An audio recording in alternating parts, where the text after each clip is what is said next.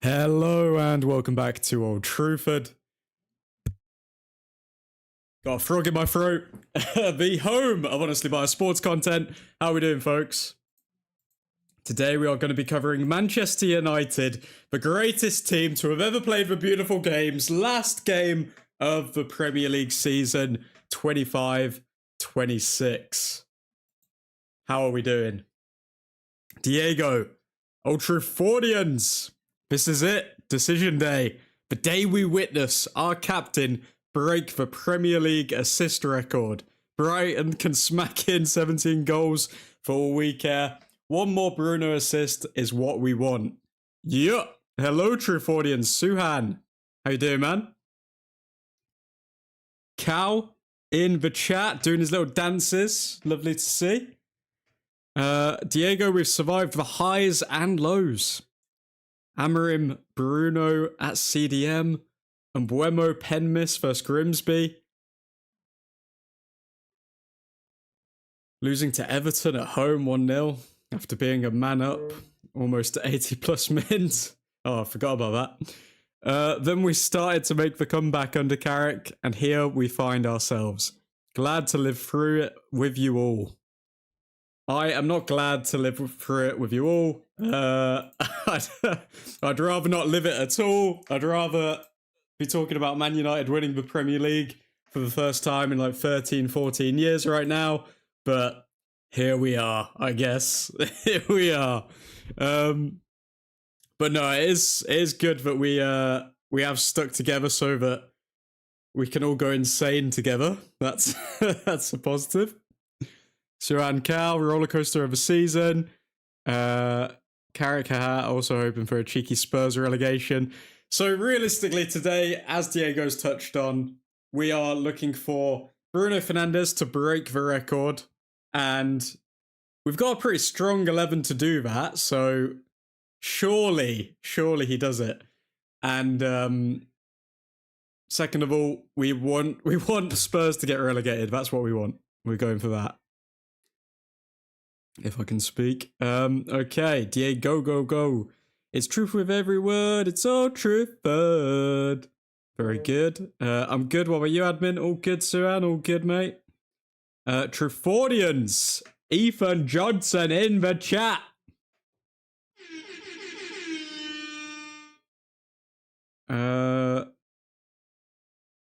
Popping in real quick to say what's up. Hopefully you're enjoying your birthday, Mr. Ethan Johnson. Everyone, give Mr. Ethan Johnson a big happy birthday wish as he's celebrating the big 43 today. I have just doxed your age, Ethan, but I did see it on Instagram. Literally right before I came on stream. Also, big shout out to Ethan's niece, who is going to be graduating today, I believe. Shout out to the Johnsons. Or maybe she's got a different last name. But yeah. Either way, congratulations for both, Ethan. Hope you have a good day, mate.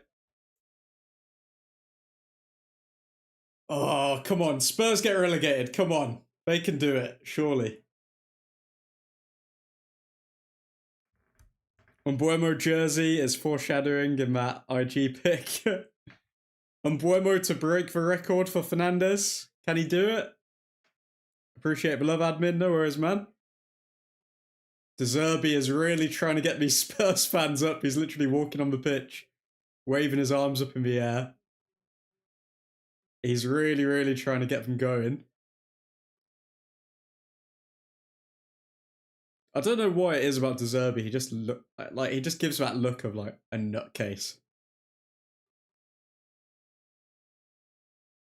Kind of like the cool uncle kind of vibe, you know what I mean? But enough about Spurs. Today is about Manchester United and Bruno Fernandez breaking the assist record. Let's see if any updates have come out over on Twitter.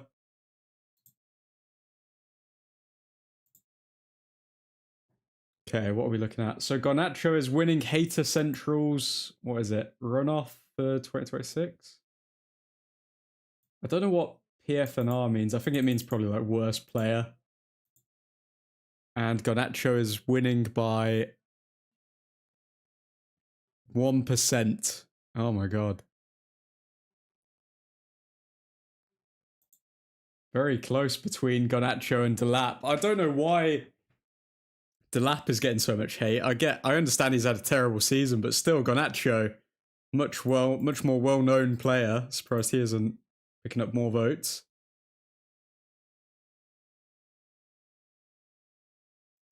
Bruno getting some love here in the crowd. We are away from home today, so we are at the... Is it the Amex? I think it's the Amex, Brighton Stadium. Michael Carrick here saying we want to finish strong.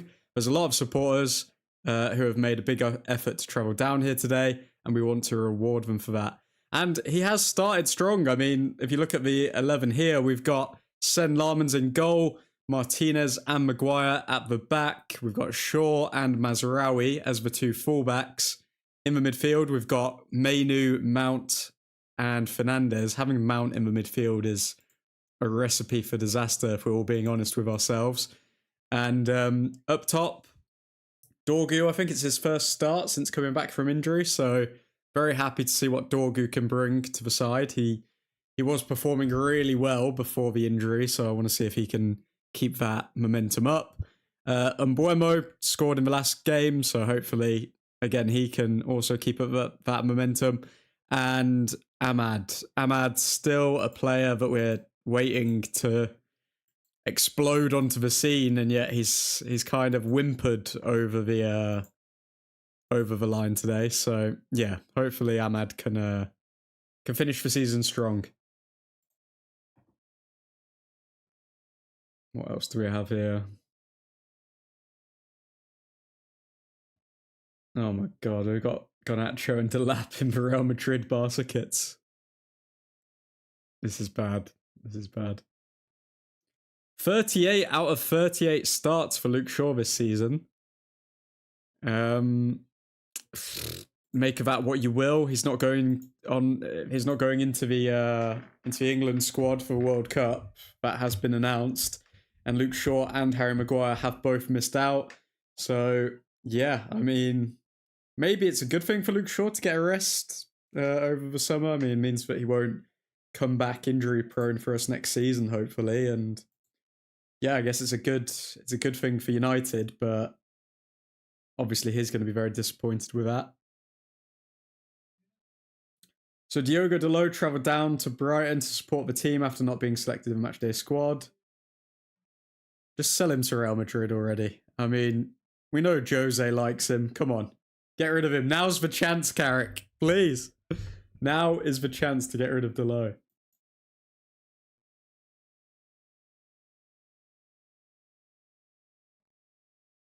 Any other updates?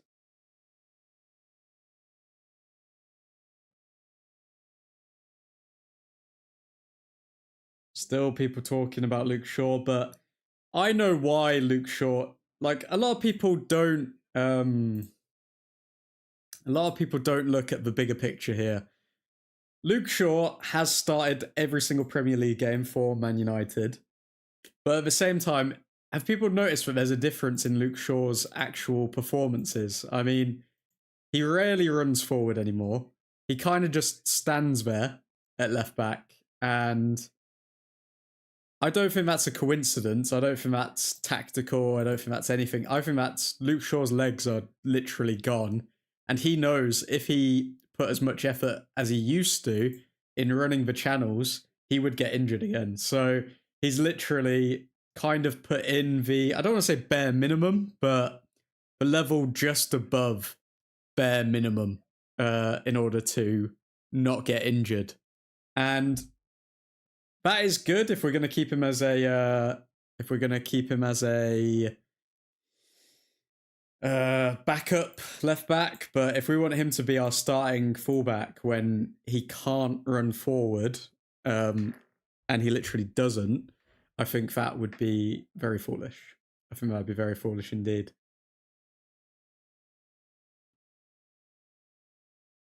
First start for Patrick Dorgu since Arsenal. Come on, Patrick.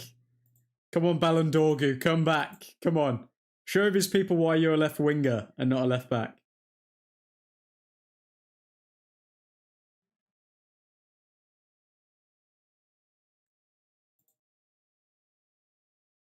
Michael Carrick also had this to say. We come down here to try to win the game. It's a tough game. We've got our own things. There's a balance in terms of picking the team and the squad. We come here with a really strong team and the boys are focused. That's the responsibility playing for this club. Wherever you play, you have to be performing right. So is that like a little note to Mason Mount? Wherever you play, you have to be performing right. I guess we'll find out. Alexander-Arnold, another player who's missing out on the World Cup squad and also missing out on a bunch of trophies. Let's see if there's any further posts. Tom Heaton just went into the away end and headed up a few rows to check on an elderly fan who was hit in the face by a stray ball. Got a round of applause from United fans for checking on her well-being. I mean, it's the bare minimum, mate. If someone, well, I guess he didn't. He's not the one who kicked the ball, was he?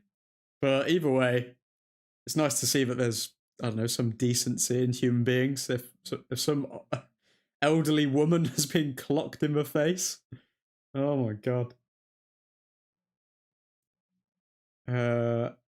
What else do we have? Didn't get into World Cup call up, so next season it'll be 6 out of 38. Yeah, but a lot of people are still pessimistic about Luke Shaw. Somebody just said, I think it was Frank on Twitter. Let's look at this. So Carlos Baleba has been benched for a 40-year-old James Milner in the midfield for Brighton.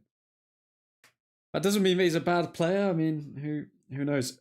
By the way, Pep Guardiola does not seem even remotely like kind of annoyed, emotional, whatsoever about leaving Manchester City after today. He says the past has been really good with us, but the future will be better without me. Like, he seems like somebody who just wants to get it over with and just kind of wants to leave. He's desperate to leave. I don't know if that's because he knows the charges are coming or what, but Pep Guardiola, not emotional whatsoever about leaving Man City at the moment. And Buemo Brace in the reverse fixture. Come on, I'd take that all day. I'd take that all day. We are 12 minutes away from kickoff. Michael Carrick on Diogo Dalot's absence. He's absolutely fine. Just a rotation and getting the younger players into the squad. What? Okay, so into the squad. Because, yeah, Dalot's not starting and he's also not involved in the squad, so Michael Carrick's done that to let some younger faces join the squad. Let's see who is actually on the bench.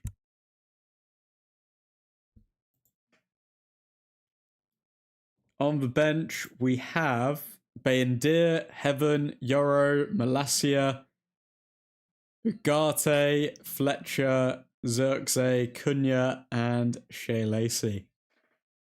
Be nice to see Shea Lacey come on. Other than that, I mean, not particularly bothered with any other players there. We have to boost those poll numbers, lol. Okay, we need to we need to vote for Garnacho here. See any other updates. The lap is getting robbed.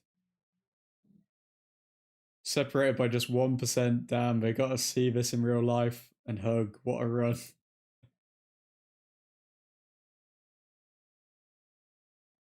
That was insane.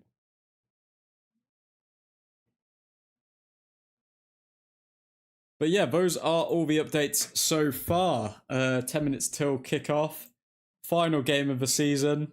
It's been an interesting season. I'd probably say in terms of just reporting on Manchester United and seeing how it's evolved, given the fact that we got knocked out against Grimsby and then knocked out in the FA Cup against Brighton, this has been obviously one of the shortest seasons that we've had to do. I mean, I think it's been like 40 watch-alongs.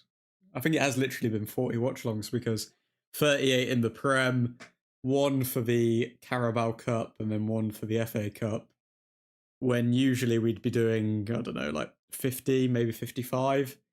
No, Europe as well. So yeah, I mean, it's been a hit not doing the extra 15 watch-alongs, and it has been disappointing at every turn for United fans. It's just a shame that Michael Carrick couldn't have been appointed sooner, because I definitely think we would have got a different result in that Brighton game. And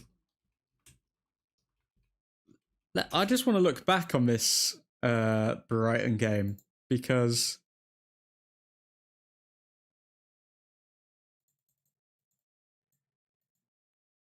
yeah, so the Brighton game in the FA Cup, they scored first, then Šeško scored, then Welbeck scored in the 90th minute to rub salt into the wound. And I mean, even though we dominated all of the stats, the lineup that was put out for United,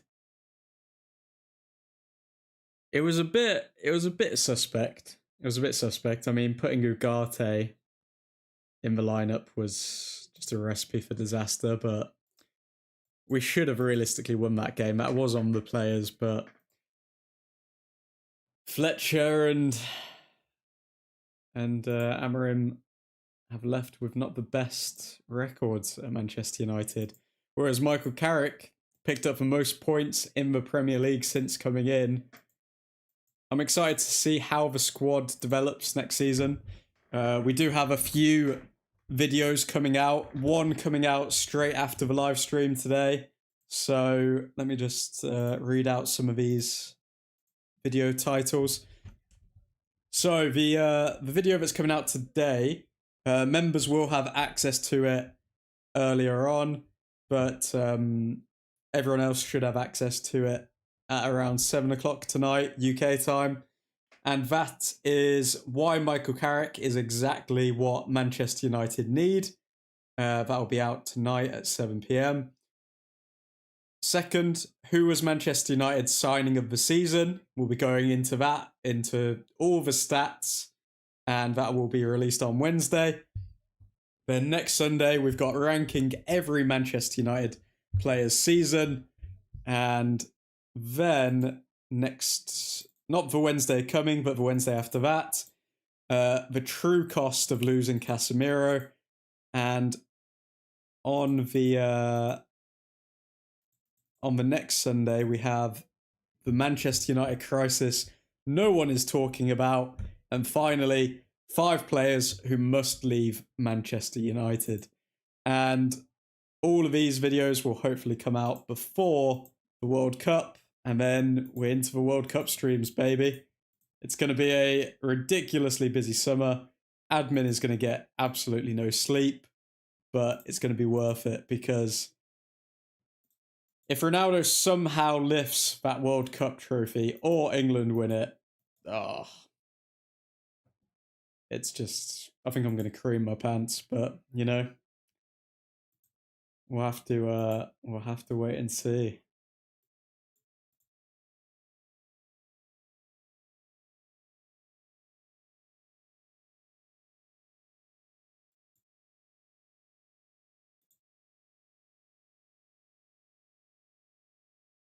Oh, okay. So I don't know if you guys saw this story, but during the week it was announced that Christian Romero, the captain of Tottenham Hotspur, was going to be in Argentina for today's game against Everton. However, people are reporting now that he is at the Spurs game. Obviously, a lot of people were up in arms about it, given the fact that this game literally determines Spurs' season, and if they get relegated and their captain wouldn't even be there. But now I'm seeing reports that he's officially at the game. Don't know how reliable they are, but we'll have to wait and see. What are your thoughts on the national team selection, admin? I must say, I love what manager Tuchel has been doing with the team. I think a lot of England fans are not happy with that squad. I mean, Dan Burn over Maguire is criminal.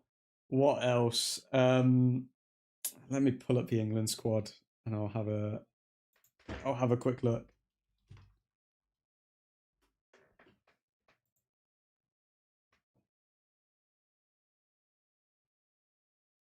Okay, so Dean Henderson, Jordan Pickford, James Trafford.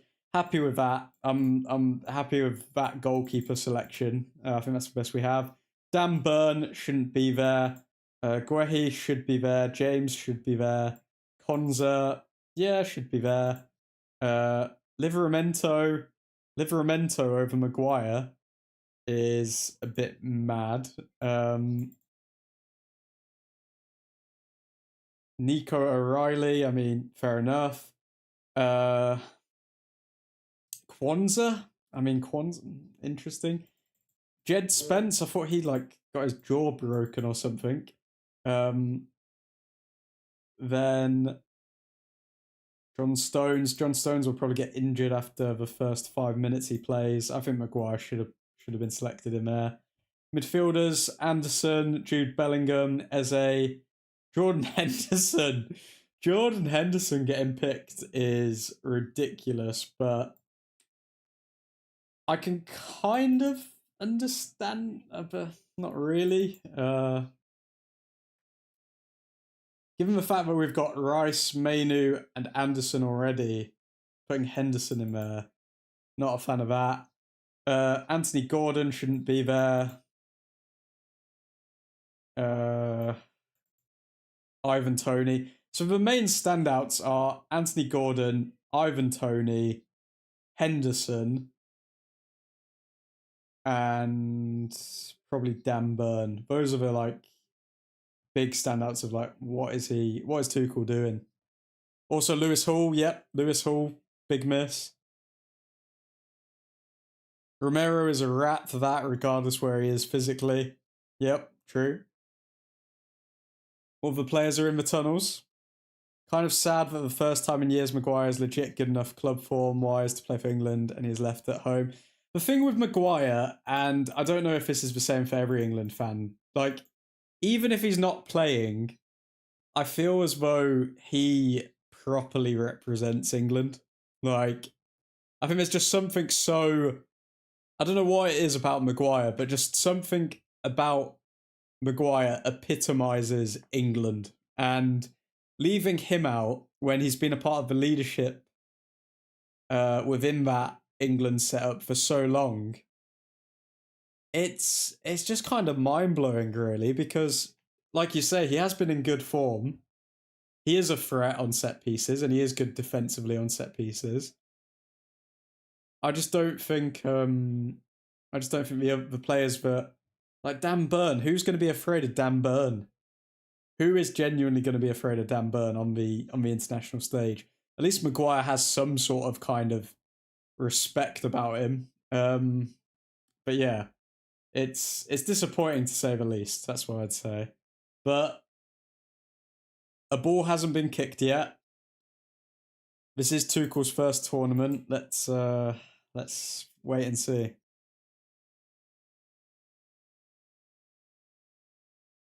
Madueke is also a shocker, in my opinion.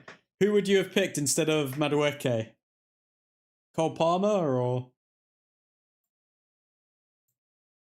Large head and a criminal record. Yep, sounds like the average Englishman to me.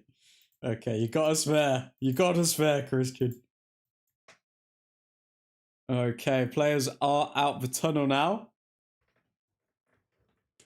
How are you feeling about the Germany squad, Christian? Has it been announced yet?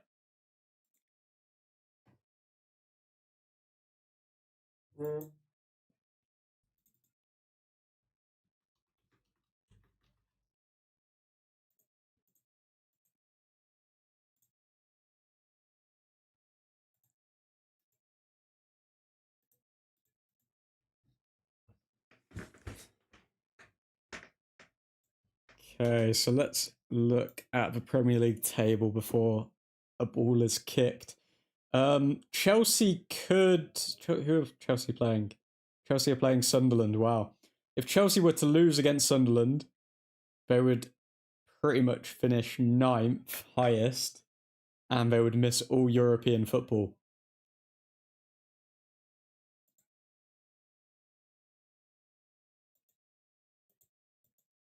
Palmer, even with his season, is still better to watch than Madueke.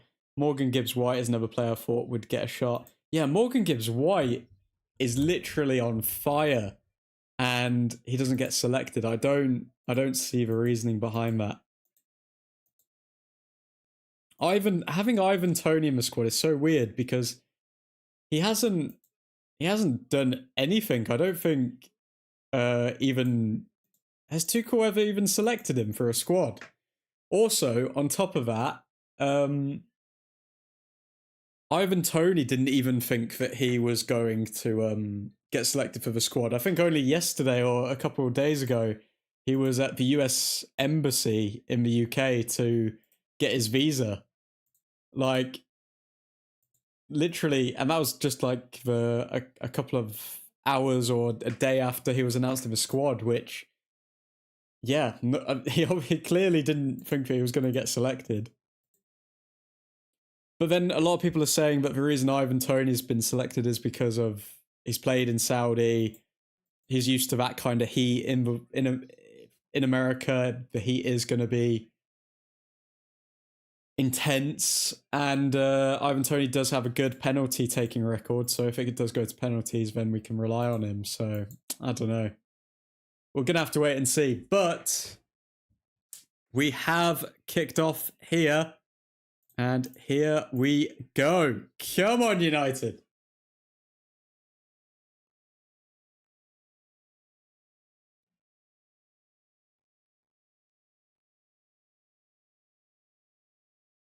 Okay, Brighton on the ball.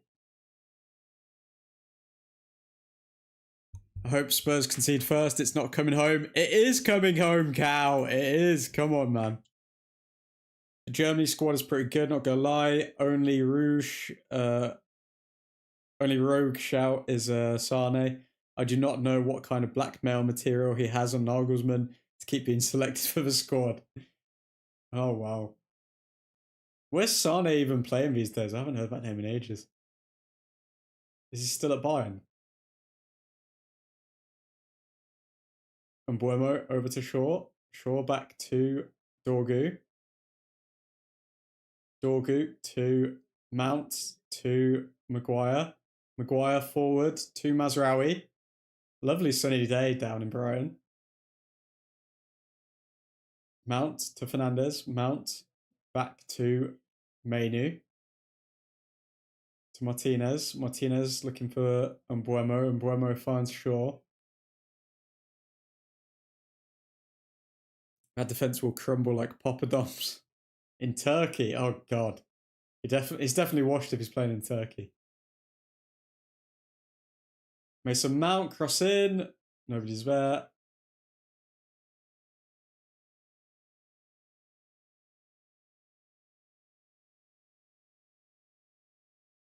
Dorgu, good interception, but can't get the ball. Mason Mount has a lot of beans today. I think he might know that this is his last game in a United shirt. Because he is playing like a man possessed right now. We're only 2 minutes in, but he's literally like sprinted across the whole length of the pitch. With Tukeli ban, it's for sure not coming home. Come on, Tuchel. Hopefully he wears a waistcoat like Southgate. But it's definitely coming home.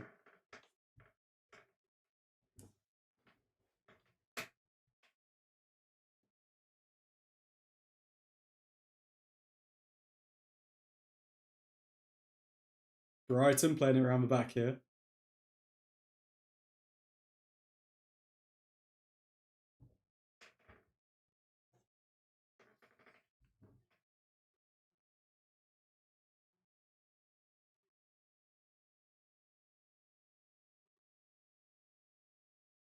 Traded Southgate for a Schnitzel Southgate at its peak.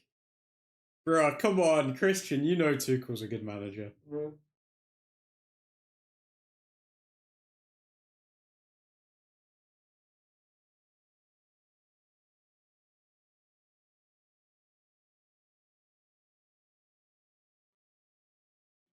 Hello, boys! Nick the Dutch Destroyer in the chat.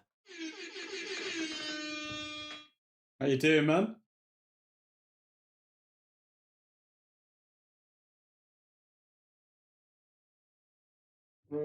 Nick, I need to speak to you as well. What did you make of the fight last night? Because that was insane. That was genuinely insane.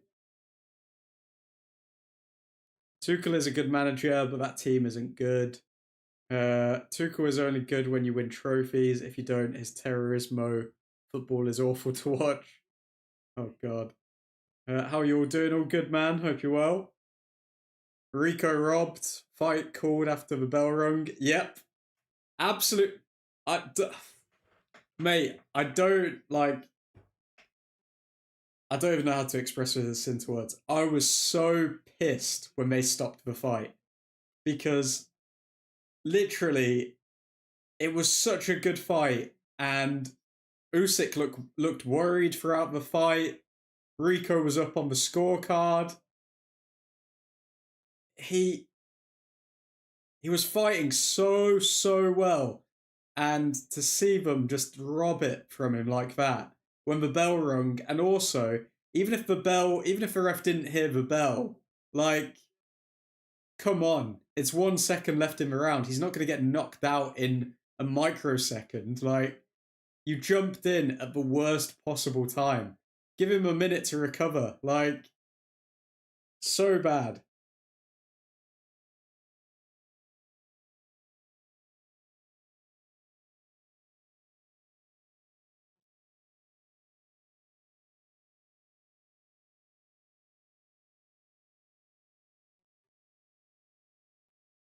Usyk had him there, but Rico is known for getting back on his feet. I mean, that's the thing as well. Like, even obviously Usyk clocked him, but it was a second. Like, surely the ref has to use his head and be like, "Come on, it's a world title fight. Like, give him the benefit of the doubt." But I was so pissed, man. I was so happy for Rico during that entire fight, and then for it to be just taken from him and not even let him go the distance. It's not good, man. This is why I hate combat sports sometimes, because there's too much power in the hands of the other people. Usyk didn't know how to handle Rico. He didn't know at all. Like, Rico, even though he's much taller than him and bigger, he was hunching down. He was staying really low. Really uh confused Usyk the entire fight. But it was such a good fight. That bird behind Carrick. Cal, wasn't that like a blurry angle? How did you even see her face? But they couldn't let Golden Boy lose that fight. Exactly, mate. Exactly. I was so pissed. I was so pissed because for once we're actually seeing Usyk struggle and he's down on the scorecard and he needs a knockout. And we're never going to know if he even could get the knockout. Like, for all we know, in the 12th round, he could have easily knocked Rico out. Like, Rico could have been gassed, he could have been rocked, and Usyk could have won that way, and it would have been an amazing ending because both men would have got a lot of credit. But now we have to see a rematch because Rico got absolutely robbed. Absolutely robbed. Oh, Mainu's down, grabbing his foot right now. Looks like he's in a bit of pain.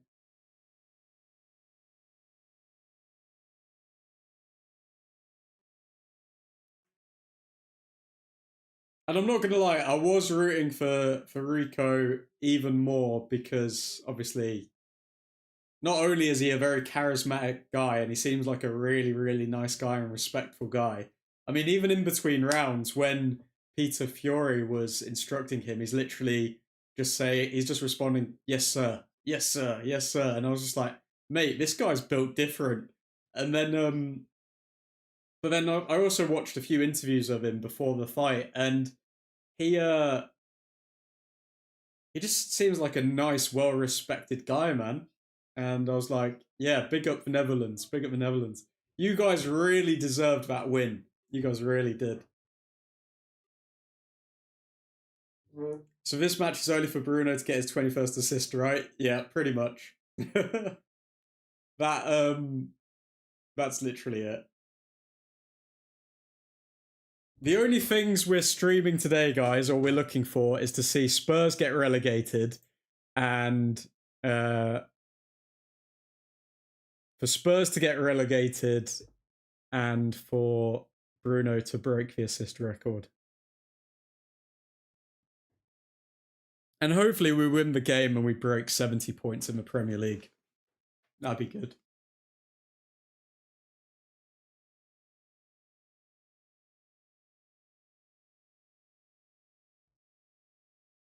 Come on, United. Rico has military mentality. It felt like it, man. It felt like it. I was like, this guy's on something, man. Even his ring walk. I loved his ring walk when it was like, I don't know if he always comes out to that in his kickboxing fights or whatever, but where it was like, I can't remember the line. Something about Rico when the beat's about to drop, and I was just like, damn, man, this guy, I like this guy a lot. I like what this guy's doing. I did once have a training with him. He is a giant, but he stepped on someone's feet and he apologized like 10 times for it. Fair play, man.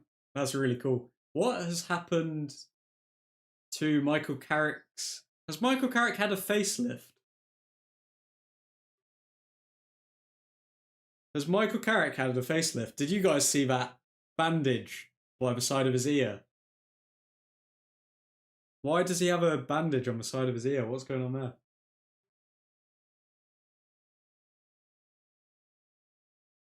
New short for Asmith. Did you know Michael Carrick has had a facelift? It's got potential, mate. It's got potential. There is I have got a video coming out at 7 o'clock tonight. Members have early access to it on the channel. Just going through with Michael, just a bit more on Michael Carrick after he's signed his long-term deal with the club and he's the official Manchester United manager. I've also got, hopefully, 5 more videos coming out over the next 2-3 weeks because I'm going to be out of the country before the World Cup. And then, yeah, man, we're going to be streaming a lot of games for the World Cup. That's going to be insane.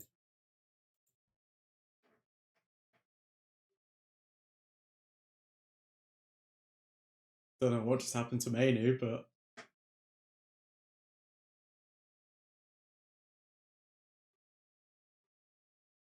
I think this is an important game as well because it also shows where Michael Carrick is as a manager, I guess, because for the past few years, Brighton's always been the litmus test on how well we're going to do with a manager. Oh, Buemo, what was that, mate? Trying to do an Anthony with all the spins.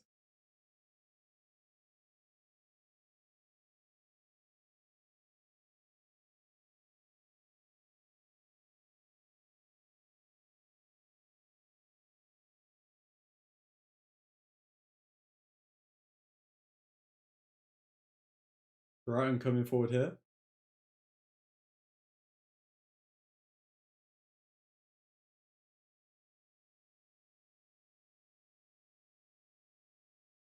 Brighton shoot. And it's absolutely skied.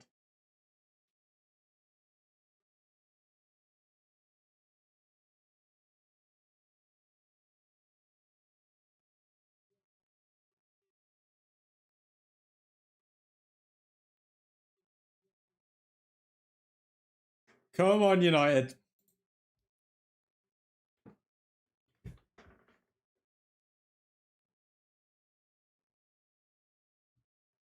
All in all, it's been a very intense 12 minutes, but neither side has really created a big chance. Ahmad bossed off the ball there.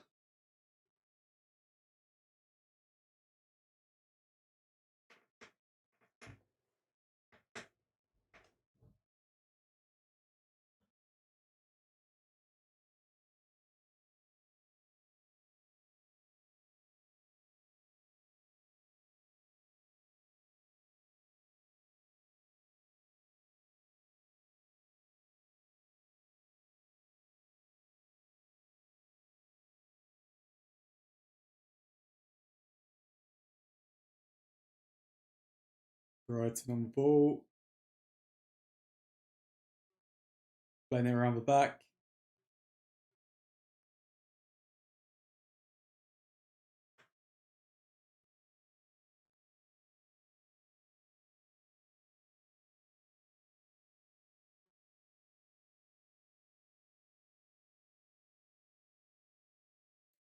Goal kick for United. Come on. James Milner, 658 appearances in the Premier League. And he's still jacked. Jesus.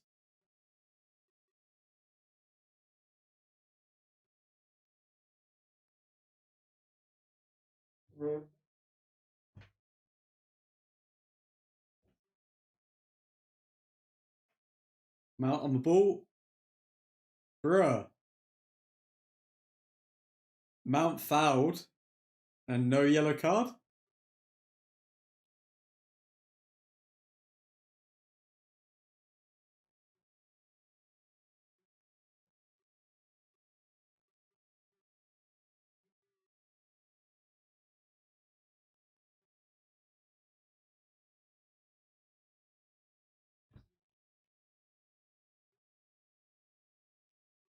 Fernandez coming deep to get on the ball.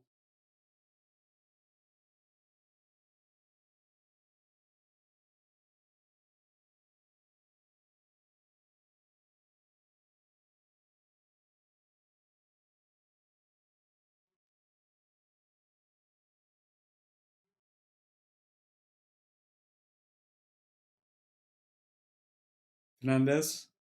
Fernandez is coming very deep here. Fernandez out to Shaw. Shaw can't take it down. Yeah, Shaw going forward, I think his game is completely cooked, if I'm being honest. I think the only thing he can do really is sit back as a left back now. And I think that's how he's managed to play throughout the entire season because he's not exerting himself as much.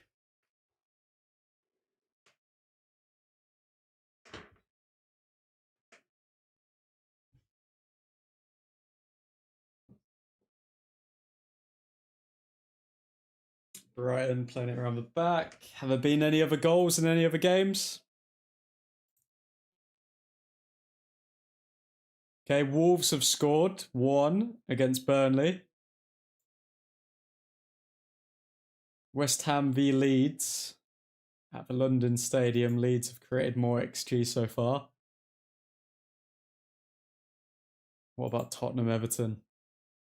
Tottenham are dominating the game against Everton.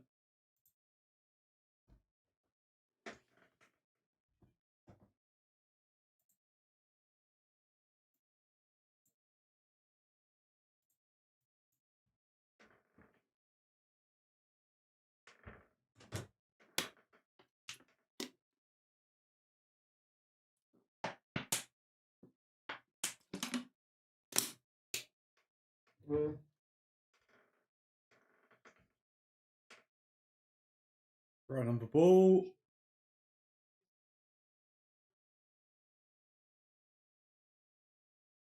Fernandez forward to Mazraoui. Maz to Ahmad.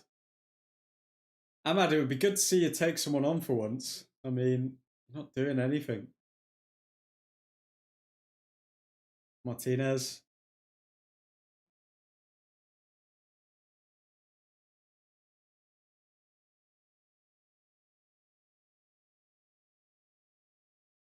Mount to Ahmad. Go on, take him on. Take him on. Yeah, he cuts in and then trips over his own feet. What are you doing? Ahmad, come on. It was a good cross from Mount there, though, to be fair, and Werner should be making movement.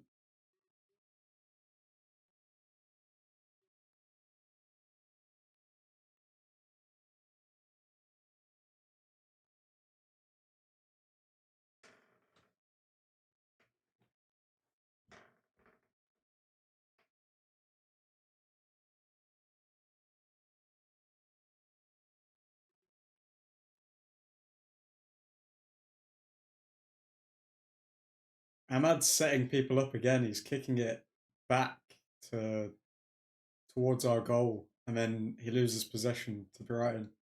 Why does he keep doing that?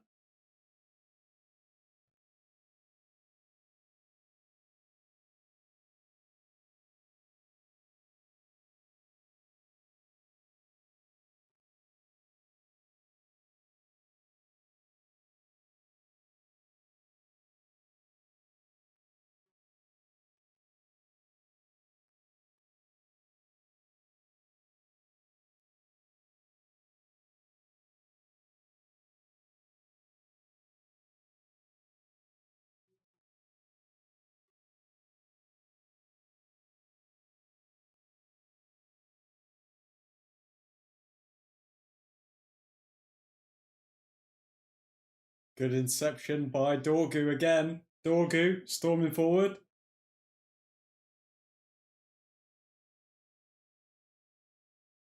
Dorgu passing all the way back to Maguire. Mainu to Mazraoui.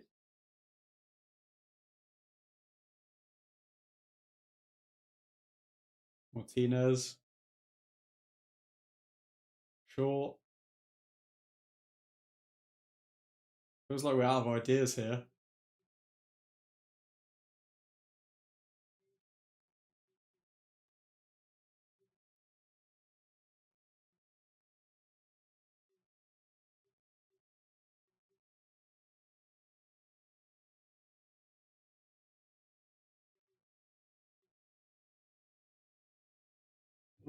Oh my god, Brighton long range effort just outside the post.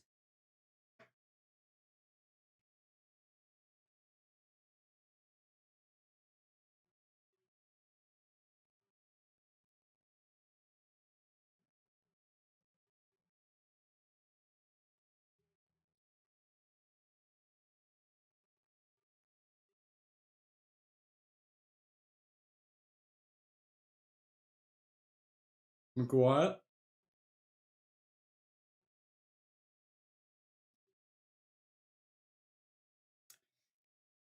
Mazraoui kicks it long, but Ahmad fouls. Dunk.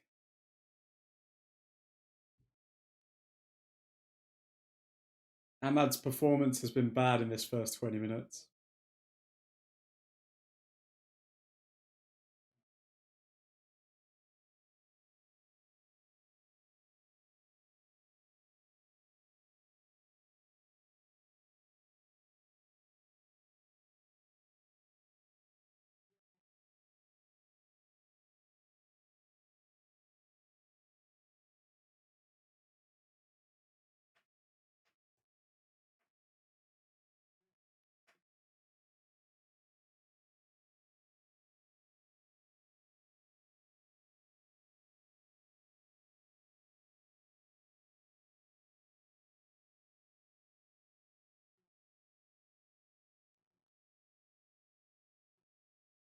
Dorgu taken down.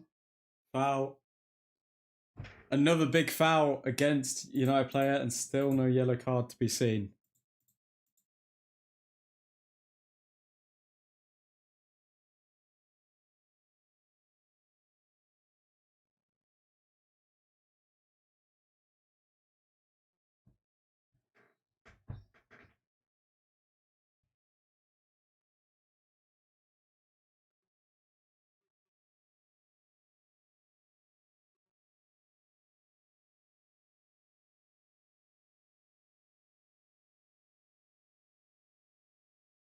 Milner is essentially a human wrecking ball out on that pitch right now.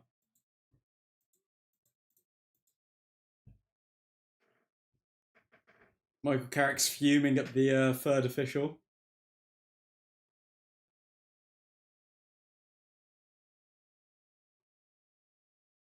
Brighton players practicing NFL tackles before World Cup, in case the Americans don't know which sport they are watching.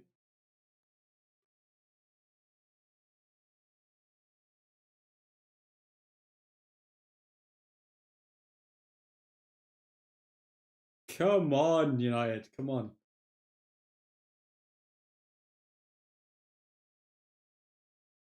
Let's go, United! Maddie, member for 9 months. Thank you, sir. Thank you.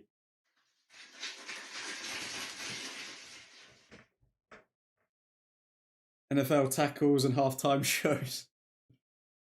Oh, this World Cup's gonna. I feel like this World Cup is gonna be one of the most chaotic World Cups we've seen for a long time.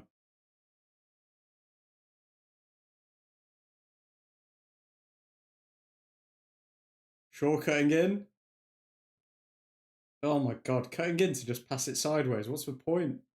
That's what I mean. Luke Shaw literally does not adventure forward anymore. Like, he's so injury prone and he knows that his body's so frail that you'll rarely see him like move more than 5 meters with the ball at this point.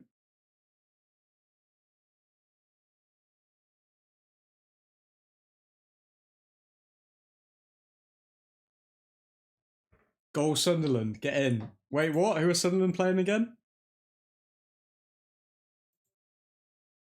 Oh, Chelsea, mate. Chelsea, no European football next season. Oh, no. So what did you guys think of Die Die better than the real anthem? What is DAI? Okay, there's a calling break in the 25th minute here.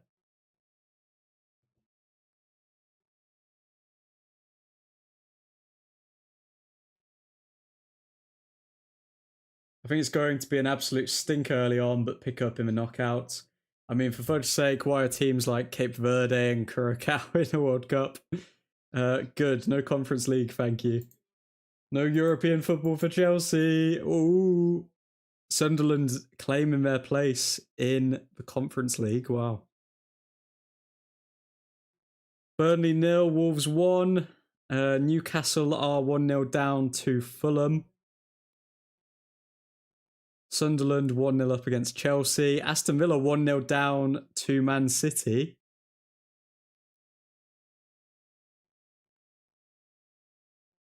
Literally, had Man City not drawn that game to Everton or anything, they'd be plucking the title away from Arsenal right now. Or had the referee not absolutely bottled it and wiped off West Ham's goal, they would be above Spurs, and Arsenal wouldn't have won the league. Tragic. Absolutely tragic.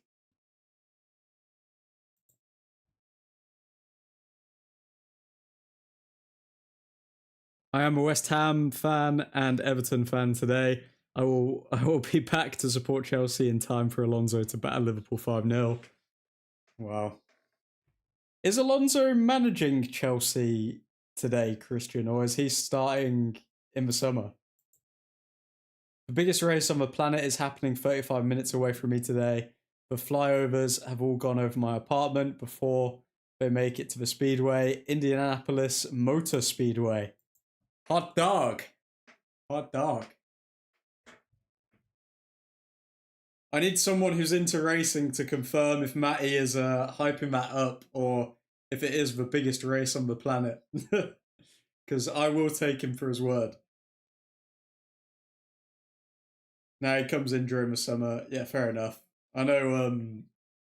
Makes sense. Alonso doesn't want to join that dumpster fire and affect his winning record, does he?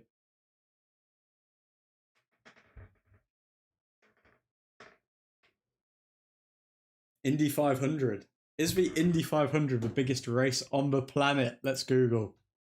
Indy 500 biggest race on the planet? Question mark.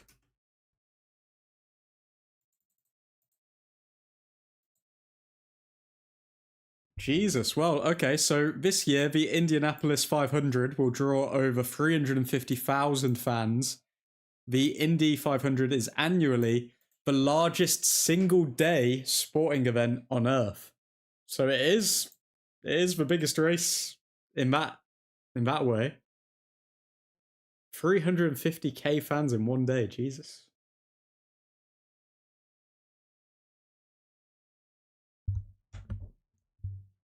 Indianapolis is one of the bigger races, 2.5-mile long oval track. It is more than massive when visiting in person. Largest, duh. Still rather watch Le Mans. Admin, would you love for West Ham to go down so that we can scoop M Fernandez? I'd rather see Tottenham go down, if I'm honest. I don't care if the club have to spend an extra 5 or 10 mil. I don't care about that. I care about the banter of Tottenham going down. That's what I want. Give me something. Please, come on. Come on, Prem. Give me something. All Tottenham need to do is not lose today. And West Ham still need to win, so... Come on. Bowen needs to turn up big time.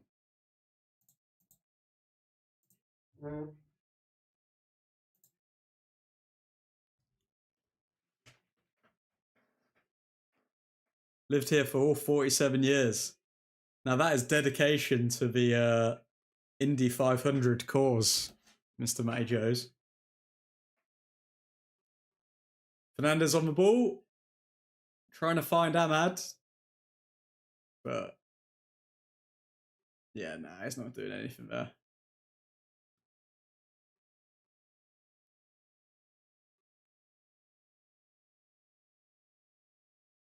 Oh yeah, how is Madueke in over Bowen? I don't think Bowen should be in the World Cup squad either, though, to be fair. Looks like Luke Shaw's down at the moment. Hopefully Bruno gets his assist as soon as possible so that we can get some lacy action. Well, at the moment, this game's been an absolute snooze fest, if we're being honest.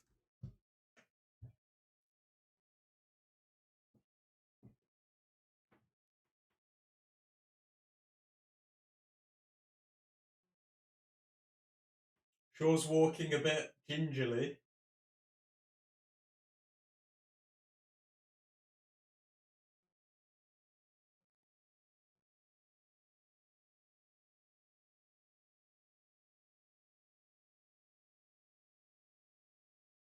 Brighton playing it around the back.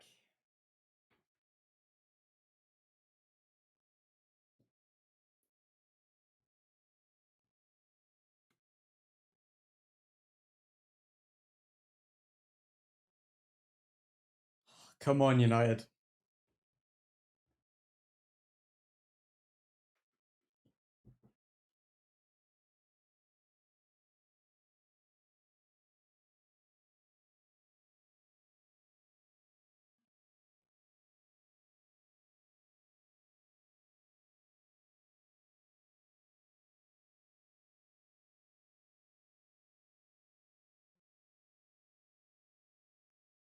Corner says Ghost Hunter. Good to see you, mate.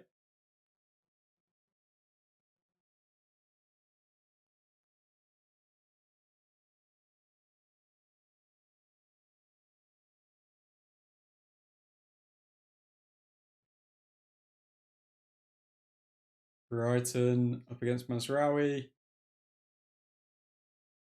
Masraoui stops the cross coming in.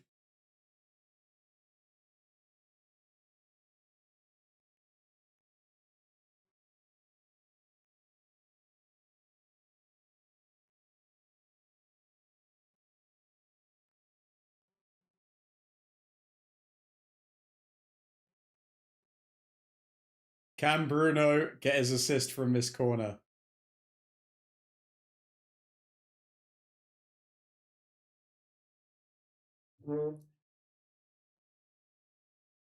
Can it happen? Come on.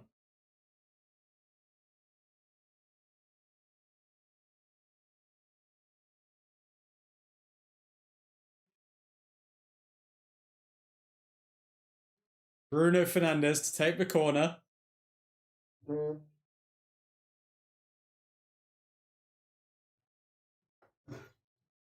He whips it in. Dorgu scores! It's another assist for Fernandez! He's broken the record! Come on! Come on, United! Bruno Fernandez has the most assists in the Premier League all time for a single season. Come on! Come on, United!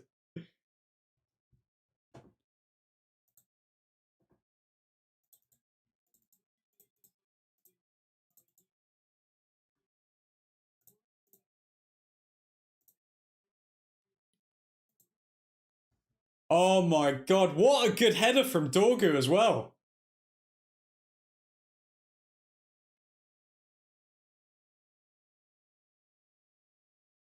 I'm sorry, Dorgu's a forward, mate. Dorgu's not a fullback. Dorgu's a forward. 21 assists, goal. He bested De Bruyne and Henry. Bruno assists, 21. Oh my god, a record breaker. Called it, man. Bruno Fernandez has done it. Come on. He is him, as Nick says. Come on. Who knew it was going to be Dorgu who helps Bruno Fernandez break the record? Now, just get Bruno off the pitch. We don't need him on anymore. Come on.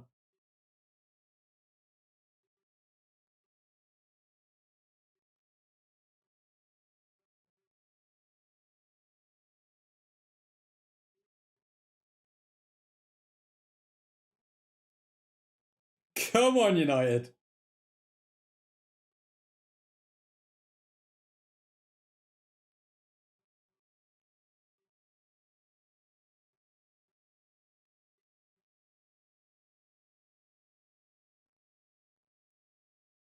Have I just missed Bruno's record breaker? You did indeed, Mackenzie. He's done it. Hey, a corner goal scored without interfering with the keeper. Never thought I would see that again. That was a retro goal from United.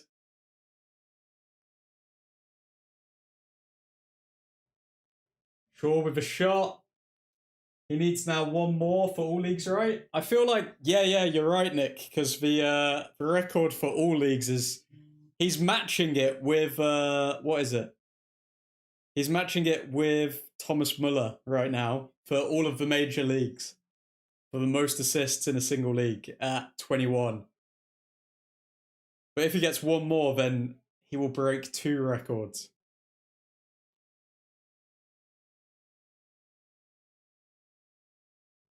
Recharging now. Hup, up, up, up. Have I just missed Bruno's record breaker? Fair play to Splinter. Unreal season from him. I've just walked in my house from work, man. All league is Muller, worth 21 assists. 22, let's go. So let's get one more. Come on, Fernandez.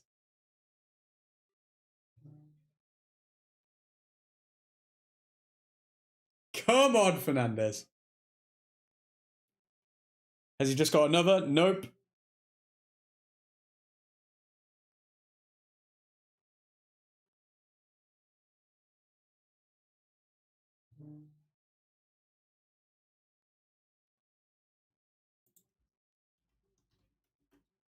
One more assist, Fernandez. Come on, one more assist.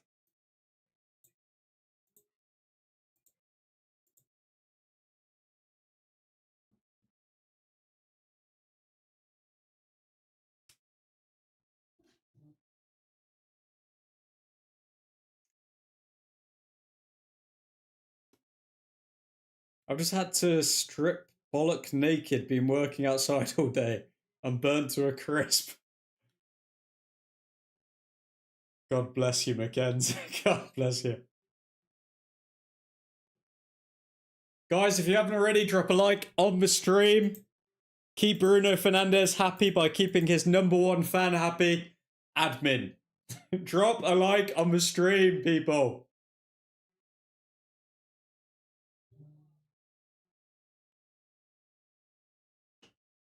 Factor 50 didn't save me today. It's hilarious. Do you burn easily as well, Mackenzie?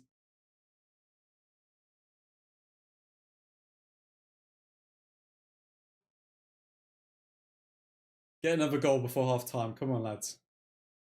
Let's look at the XG for today's game. Still no goal in the Tottenham game or the West Ham game.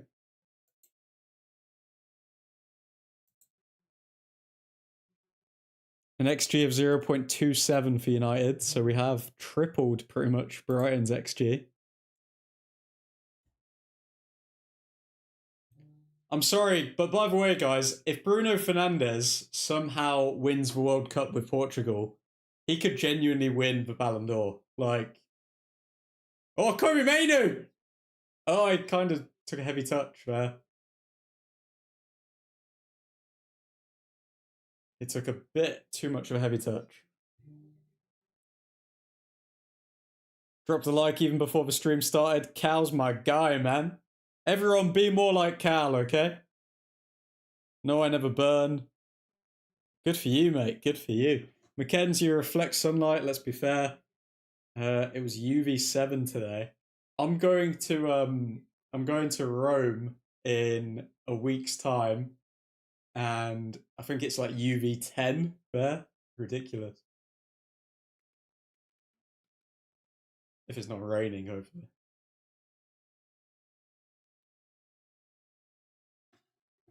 Where was my invite to Rome? Got lost in the post, mate. It got lost in the post. Exactly, that's why it's weird I'm burnt. Came early to listen to the banger of an intro song. Cal just gets me, man. Guys, why are you not coming in early to listen to that? Oh, there was a shot there from Brian. To listen to that fire intro song. Come on, lads. Come on. That intro is vile. What do you mean? What do you mean?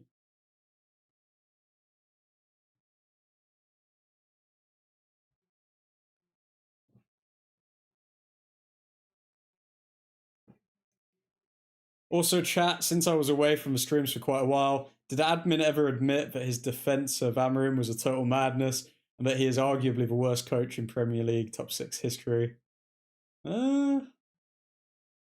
I mean, he's got a... I mean, you could make the argument for him being one of the worst top 6 coaches ever.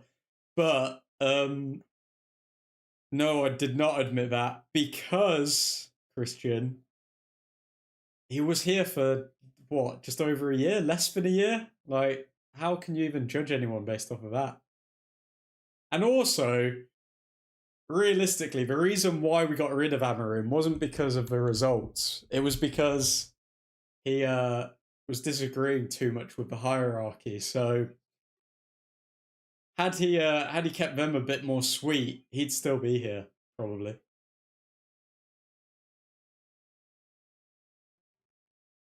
And on top of that, if you look at the underlying stats like XG and all of this sort of stuff, we're actually performing worse under Michael Carrick, but somehow, and this is why it goes to show that football isn't just stats, because even though the underlying stats are all pretty much worse since Michael Carrick has come in, we're actually playing like a team and we're actually winning games. So it's one of those. Edison, 90% done. It's weird with Edison because I'm seeing a lot of reports saying that he's close to signing and all of this, but then I'm also seeing very reliable United reporters who mainly work off of Twitter saying that we're going to prioritise Fernandez from West Ham rather than Edison. So it seems like Ederson and his agents are trying to push the United sale more than anything. Not saying that he isn't an option. We've obviously spoken to him and agreed stuff, but it's whether United actually want him or not now, on if we'll get him. James trains and games. That's a lot to do, James. Has Ederson's signing been confirmed, or is it rumours? Just rumours so far. It's not been officially confirmed.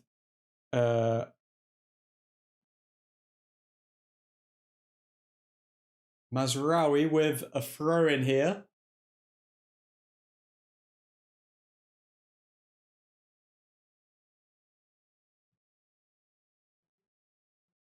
Oh, wait a sec, sorry. No, we've got Mainu to Shaw. To Fernandez, to Shaw. To Fernandez.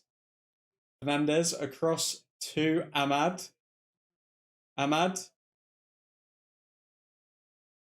Nothing there. Mainu to Mount. To Mazraoui. To Ahmad. Ahmad to Mount. To Ahmad. To Mbeumo. Yes. Well done. 2-0. Mbeumo gets another goal and Ahmad gets an assist. Beautiful play.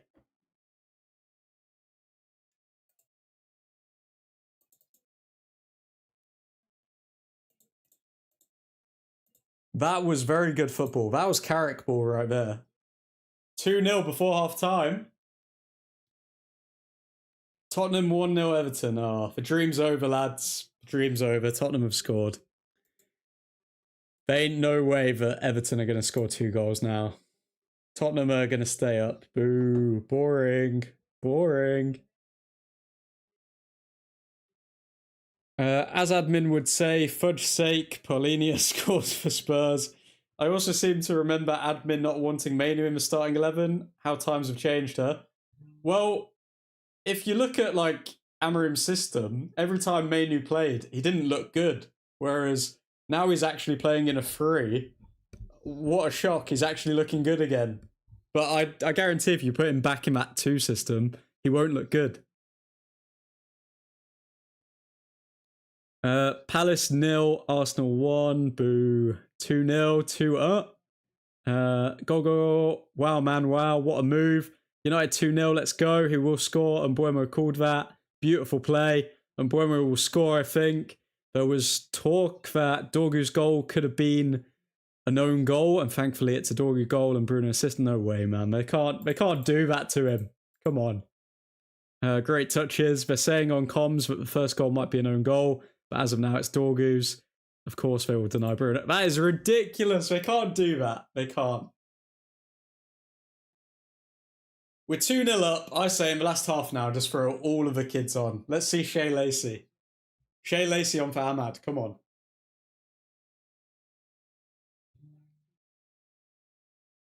And Mbeumo holding the ball up well.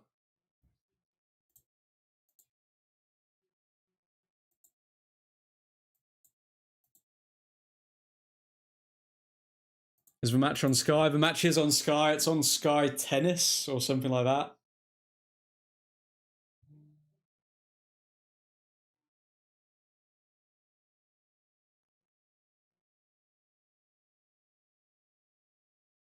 Spurs look like they are staying up. Yeah, they're definitely going to stay up. Boo, boring. Boring.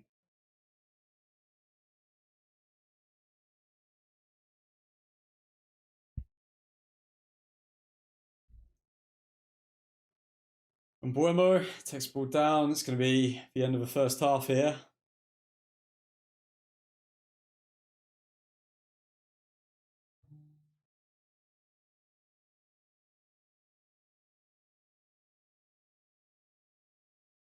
Realistically, that's the end of the Premier League season now. I could not care less if we lose this game. Bruno Fernandez has broken the assist record. Spurs are probably going to stay up. And yeah, that's that. And Arsenal have won the league, obviously. So that's it, huh? You watched the boxing last night? I did indeed. I was speaking to Nick about this just earlier, but I thought it was an absolute disgrace, mate. I thought it was an absolute disgrace what they did to Rico. I think realistically, it should have been left to carry on. The bell went before, like the end of the round was already done. So I think they have to do a rematch. And one thing which I am happy about is that after the fight, the only thing to take away from it is the fact that Turkey Al Sheikh said, yeah, there's gonna be a rematch. So that's the only positive I took from it, because Turkey Al Sheikh could easily just say, oh, okay, yeah, he had his opportunity, now it's Adric Kabayel and we're just going to move on. But Turkey Al Sheikh is actually being fair and saying, nah, didn't like that stoppage. It's going to be Usyk v Van Hoven again, because it's what he deserves, man. It was an absolute disgrace. And this is why people hate boxing. And I said to anyone who'd listen after I watched that match, I was just like, this is why I'd never want my kid or anyone to get into boxing. Like, it's a sham, man. People can literally, like, given the fact the referee has the power to stop the fight whenever they want, like, it's too much. Imagine if a referee in football had the power to just stop the match at any given point. Got stopped way too early, they don't want the upsets. Well, you had the thing with Francis Ngannou and Tyson Fury, and now you've had this, and again, dodgy stuff you could argue in both fights. Like, they don't want the upsets at all. They think that it's going to be like an easy touch match, and it hasn't been the past few times. Other than Anthony Joshua v Ngannou, that really was a demolition job. Half time. That is half time, folks. You could see Sky Sports using some Kanye West.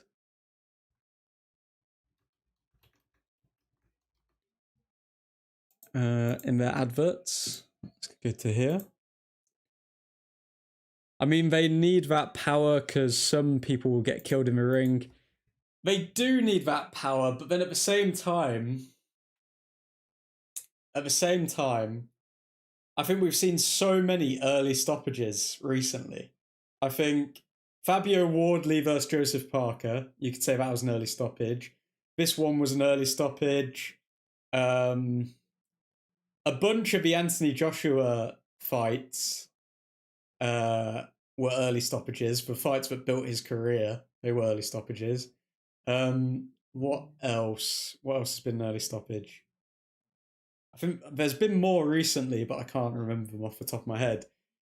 It's just the refs are getting too involved. Like, they're not looking at all of the context of the situation. It seems like once the crowd start making a noise or something, they just get swayed, and then they just call the fight early, and it's really disappointing, because if you've invested that much time and effort like Rico Van Hoven's done, and also the fans, I mean, watching 11 rounds to then see the conclusion be that, oh, okay, yeah, boom, like, the fight's over now. It's just like the whole build up, the whole everything's been a waste of time. They want the storylines without the upsets. Refs do same thing as in football, need the headlines to be about them. Yep, yeah, it's true.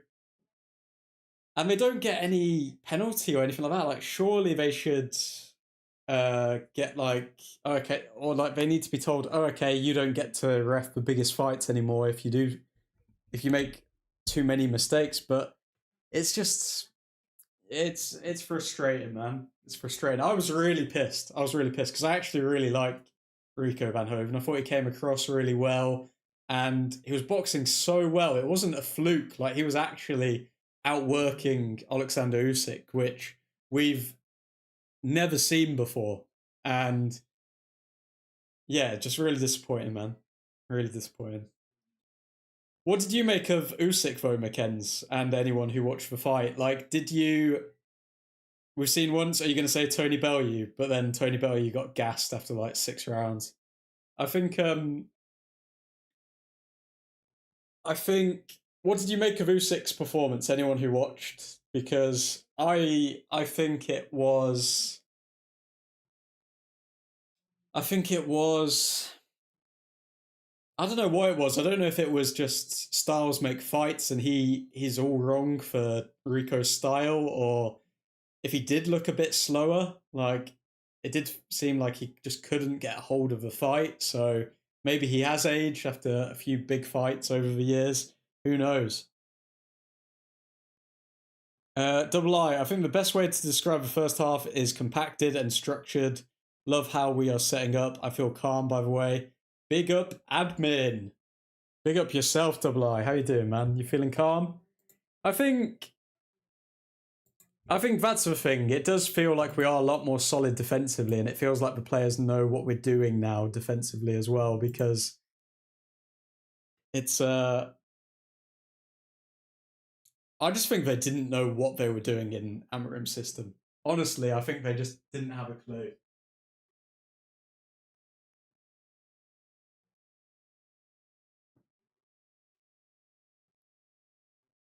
Tony Bellew outworked him for the first 8 rounds of their fight, and then Usyk just figured him out and stopped him. Usyk didn't figure him out. Tony Bellew gassed. Tony Bellew had to worked him out by like throwing a ridiculous amount of output, and then yeah, he just literally ran out of steam, and then he just got clocked because he got lazy. He got fatigued. Whereas Rico didn't actually look like he was getting fatigued. He got rocked in the 11th round, but he didn't look like he was getting too fatigued. If Bruno somehow wins the league with us next season, I swear I'm pushing the nastiest agenda. I'm saying if Portugal win the World Cup, then Bruno Fernandez deserves the Ballon d'Or.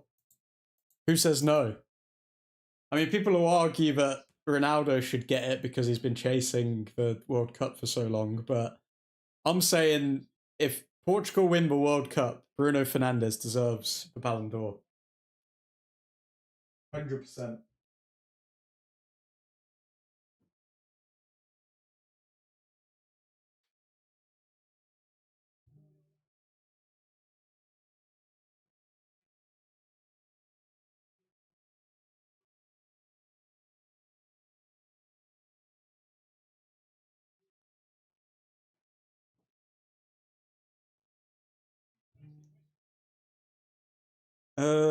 I reckon though, if once you get to the 11th round, you let them get knocked spark out at that point. I don't know, because some people do argue that, oh, okay, once you get to that round and you're exhausted and you're getting pummeled, those are the punches that cause like long-term damage because they're happening when you're exhausted. Your brain doesn't have enough oxygen. All of this sort of stuff. So I can see why people jump in, but then at the same time, the final second of the 11th round and you don't let it go forward, mate, come on.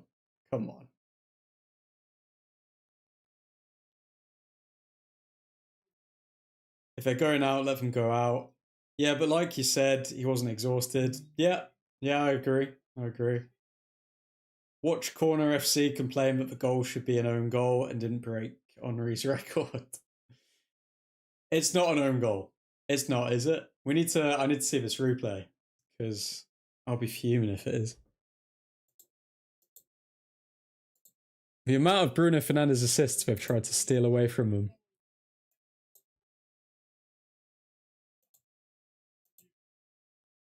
Second half coming up in a couple of minutes' time, folks. Let's look at the XG for that half. So United created 1.2 XG in comparison to Brighton 0.2.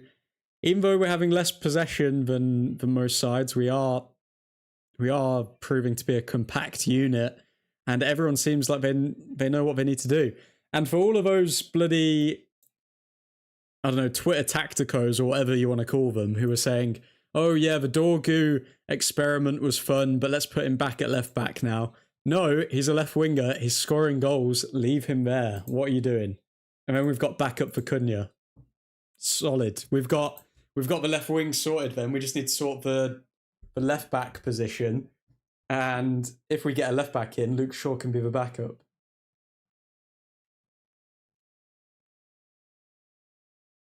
They need to take in the condition of the fighter into account. Verhoeven did this in kickboxing. He always goes down one time and then breaks his opponent. If you haven't got the sound on the Sky Present, said it's officially given us dog. Oh, okay, nice. Cheers, man. Beautiful scenes. I still hate Dorgu, man. Admin. Why do you hate Dorgu, Double I? He still runs like a headless chicken. Mate, he's just got pace. Why do you hate Dorgu? He's literally responsible for some of our biggest wins this season.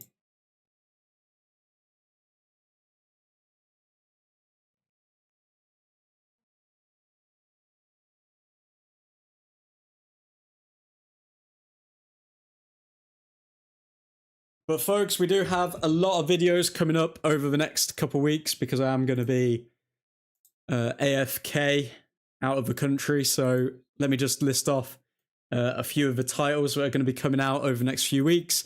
Tonight, we've got a video coming out at 7 o'clock UK time called Why Michael Carrick is Exactly What Manchester United Need. On the Wednesday, we've got Who was Manchester United's signing of the season. On the next Sunday, we have ranking every Manchester United player's 25-26 season. After that, we have the true cost of losing Casemiro. After that, the Manchester United crisis no one is talking about. And finally, 5 players who must leave Manchester United. So we've got 6 videos coming out, 2 a week. I'm going to try and stick to that schedule moving forward. Those videos should all be coming out before the World Cup. But yeah, we are also going to be doing loads of live streams for the World Cup. Need to determine which games I'm actually going to do for the World Cup. Because most of them are on at like 8 o'clock or 3 o'clock or 10 o'clock. All of them are at night, so that's a good thing. I'll be able to do them after work, but it's just determining which ones are going to be worthwhile watching. Van de Beek just got relegated from La Liga. Makes sense to me. Makes sense to me. Van de Beek is actually getting a reference in that video that's coming out tonight at 7 o'clock. Oh. Van de Beek was like the original player where I got into a lot of arguments with people on Instagram because people overhyped Van de Beek to such a high extent. It was mental.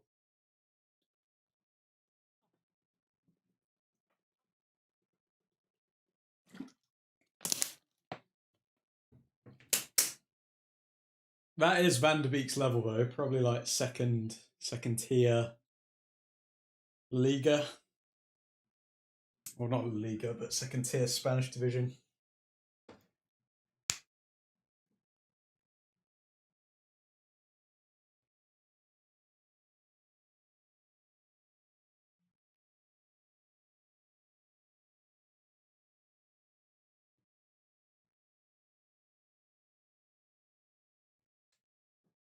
Okay, second half almost underway. Van de Beek was good. Ole didn't give him enough playtime. Stop admin. Double I, mate. Get in the bin. Get in the bin.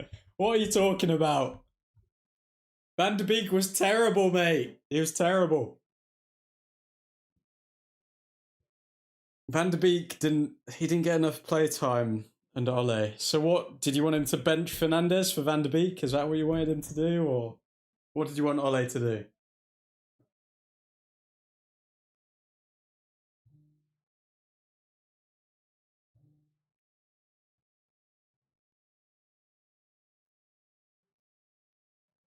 Never got to see him play, but that's probably because he was crap.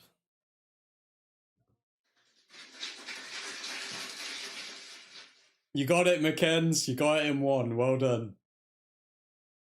And every time that we did see him play, guess what happened? We lost. We lost every time. Every time. Ole tried playing him in the pivot. He tried playing him in cam. He tried playing him in loads of positions. And guess what? Every time he played, we lost. Not really, just why sign him when we had Bruno? And now you're asking the right questions, Double I, because that was entirely down to Ed Woodward and the board and the Glazers. That's why we signed him. It's not like Ole was like, oh yeah, I'm desperate for Donny van der Beek. Please give me Donny van der Beek. But that just shows how bad the Glazers are, buying players we don't need. Exactly. Which, again, I touch on in tonight's video, because it is a bit of an optimistic one, tonight's video, because I do think that we are on the right track with Michael Carrick, and I see a lot of people comparing the Ole Gunnar Solskjaer situation with the Michael Carrick situation, but yeah, it's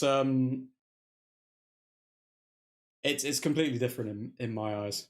Completely different. Okay, second half is almost beginning. So let's get the timer up.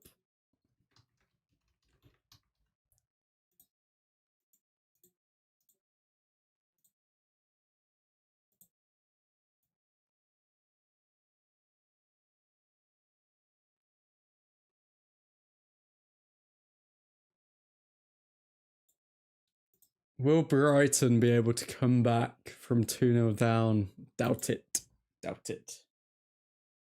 I'd still rather have Enrique. Me too, mate. I'd go with Enrique over Carrick, but Enrique's not going anywhere. So for the best person that we've got right now, it's Michael Carrick. And you shouldn't doubt it. Second half underway. Let's go. Kobe Mainu fouled straight away, is he? What's just happened there?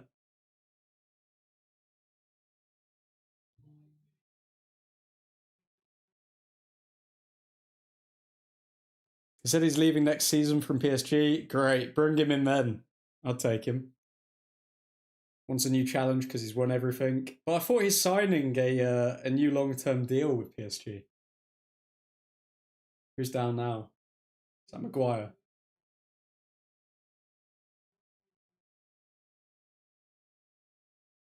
Maguire's head hurts? Maguire's touching his head. Don't know what's going on there. Don't worry, guys. You get to hear my voice, my lovely voice, for one more hour as we see this second half go underway. I saw somewhere he said he wants to build something new. I don't know. It's a hard one because like things like that can decisions can obviously change. I reckon he'll stay at PSG for like a year. But then it's a weird one because if he does win the Champions League this season, then why stay there? You've already done so much. Bring Ugarte on for a laugh. No, don't do it. Don't bring on Ugarte and Malacia. 1-1, Villa have scored. Doesn't really change anything, does it?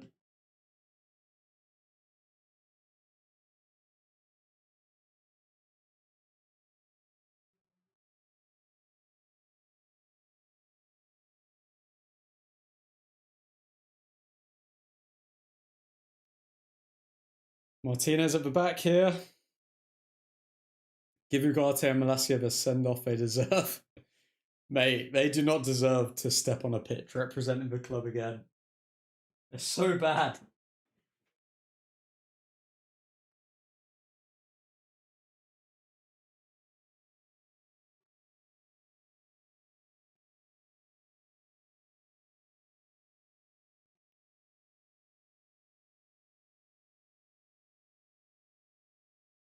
United coming forward.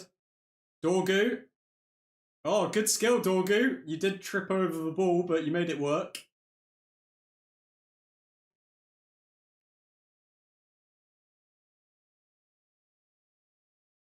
Goal, but it's offside. Oh, Fernandez, stop. Fernandez, stop. No.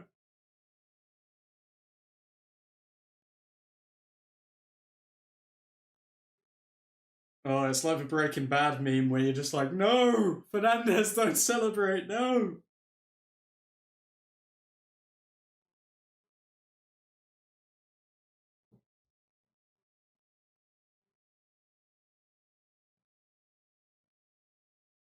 There's going to be a VAR check on this.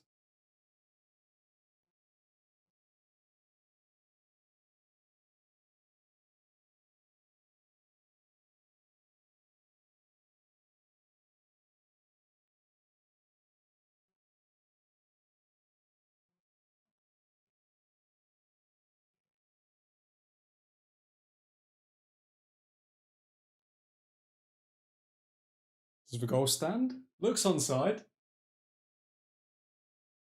That is definitely onside. Come on, 3-0. Bruno Fernandez assist and a goal.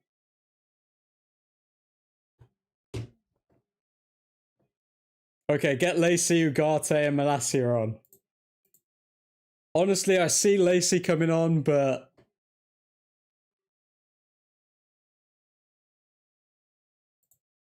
Dorgu doing well again going forward, by the way. Just saying.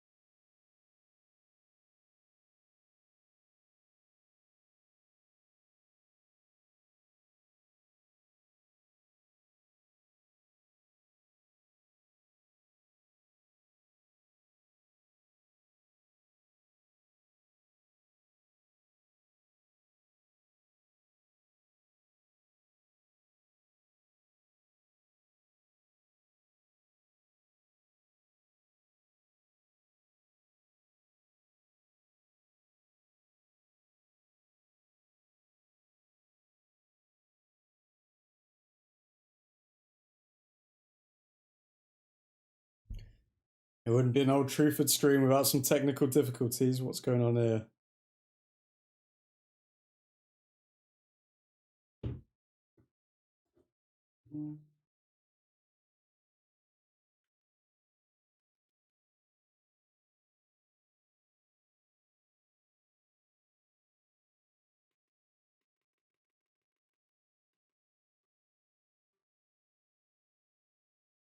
Bandier as well. You want to sub Bandier on? Well, I would bring on Shea Lacey, nearly 4. Dorgu is crud. Brighton almost losing Europe. But when he scores, he's class. Danish Dorgu in full effect. That was left back Dorgu there. What a ball, Bruno. I mean, he's still young. He's like 20 years old. So, I mean, the fact that he's doing as well as he is.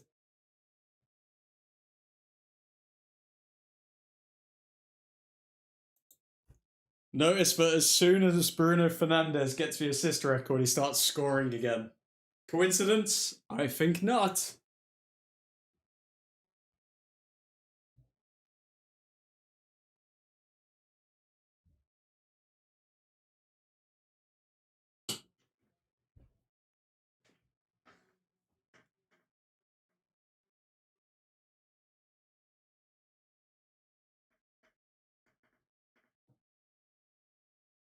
Surely that's wraps. I think we've done this game now.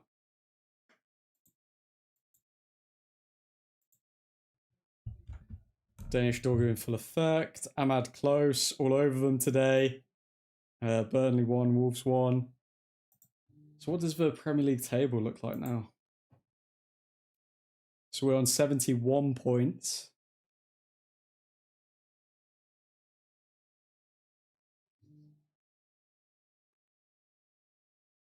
That was a good chance for Ahmad there. Good shot. Is Ahmad finally returning to form? I mean, he's got an assist.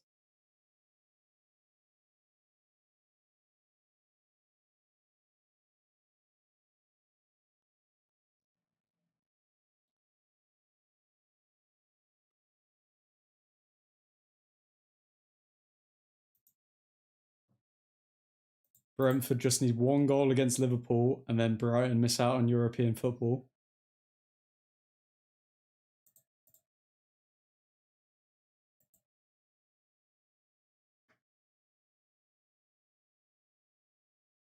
All over them today, like my sunburns all over me. You think you're schlick, Mackenzie. You think you're schlick. Burnley won, Wolves won, Nottingham won, Bournemouth won, Sunderland 2-1 Chelsea. Who scored for Chelsea? I didn't know Chelsea were allowed to score goals. Palmer, of course. Was it a pen as well? What does everyone make of their international squads? Everyone happy?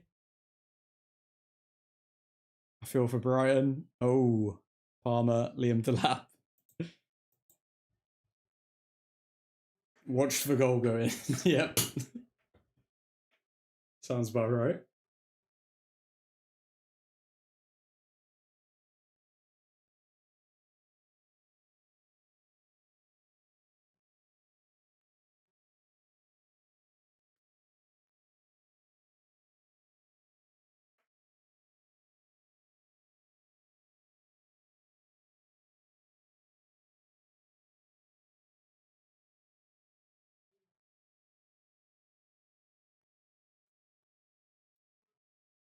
Dorgu, good shot.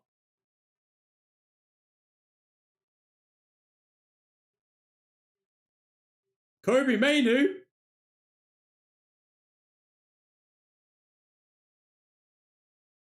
Baleba coming on for Brighton. I mean, it's such a hard one with Baleba because, like, this is the problem when you've got interest in a player, but then he has a stinker of a season. What do you do?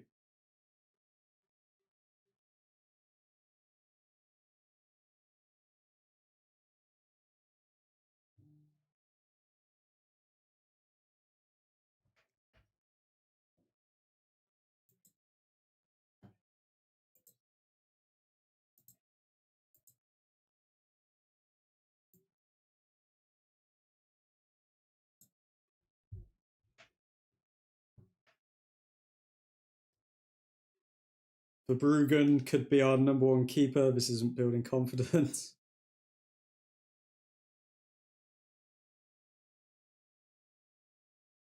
Mazraoui, give Diego Leon a run out. Give him a call. Get him on the blower. Come on. How quick can you get to Brighton, lad?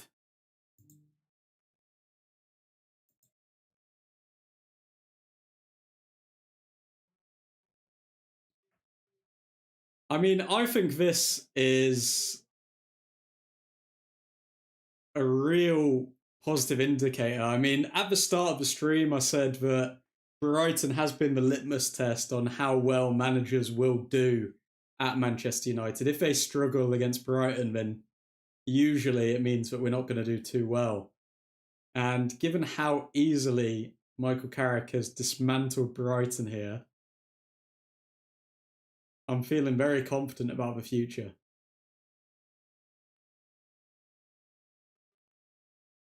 Liverpool have scored against Brentford. Meh.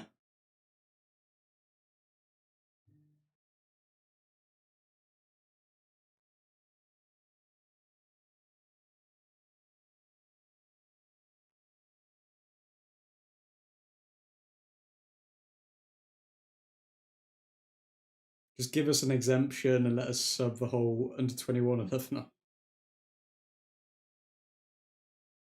Half an hour left of this exhibition match.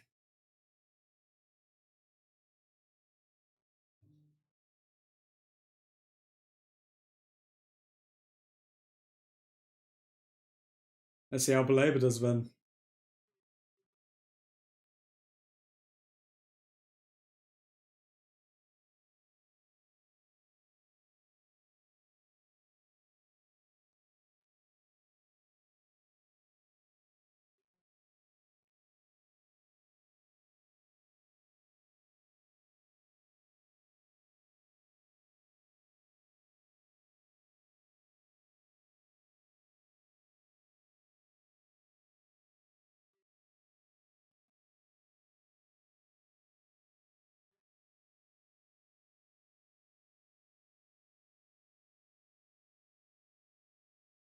Dorku pretends to be fouled and gets up to his feet straight away.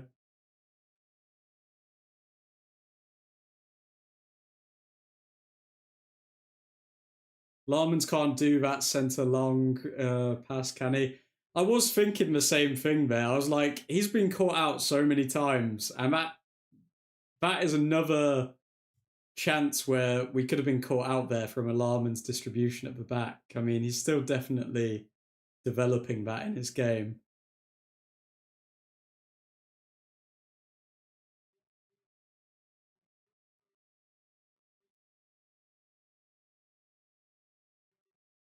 Hamad look for a pass. Hamad's going down the wing here. Yeah, that's poor from Hamad.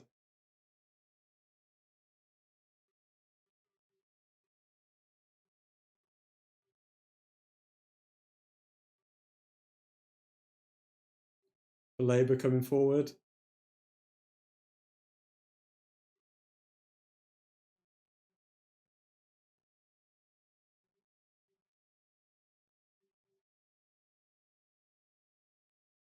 Chelsea back in mid-table after they said title challenges earlier this year. Oh, it's despicable, mate. That's what Rosanier does to clubs. How do you guys think Maresca's going to get on at Man City next season? Because it's pretty much been announced at this point. Do you think Maresca's going to be a success at Man City? Chelsea red card. Oh, God. How many red cards have Chelsea picked up as well?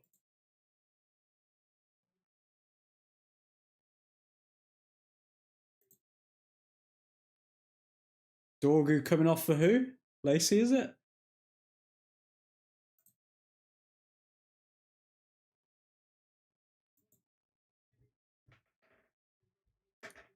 Yep, Dorgu coming off for Lacey.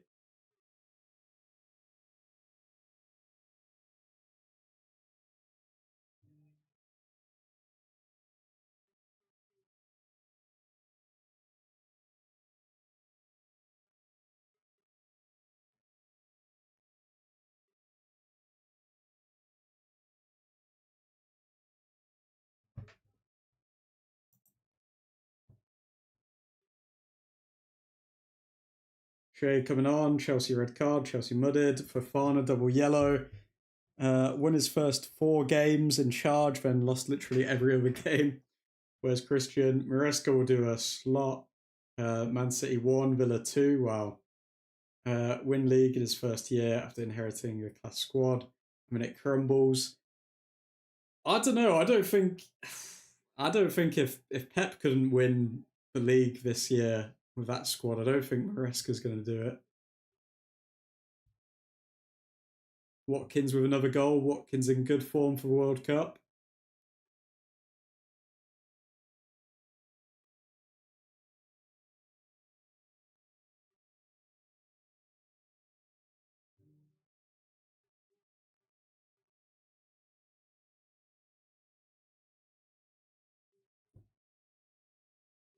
Klopp didn't win the league the year before Slot came in, did he?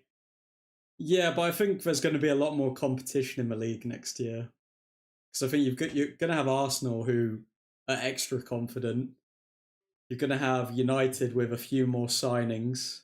You're going to have Chelsea with Xabi Alonso. Maybe they'll be good. Maybe. It's going to be a lot more difficult than it was this year. Arsenal to finish mid-table next year. Well, realistically, Arteta may as well sign like a 20-year contract now because that's what happened with Arsene Wenger. So they're not going to get rid of a manager.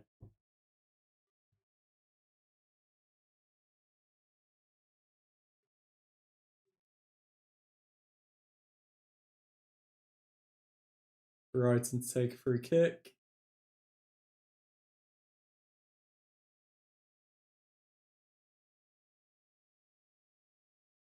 And it smashes into the Brighton player.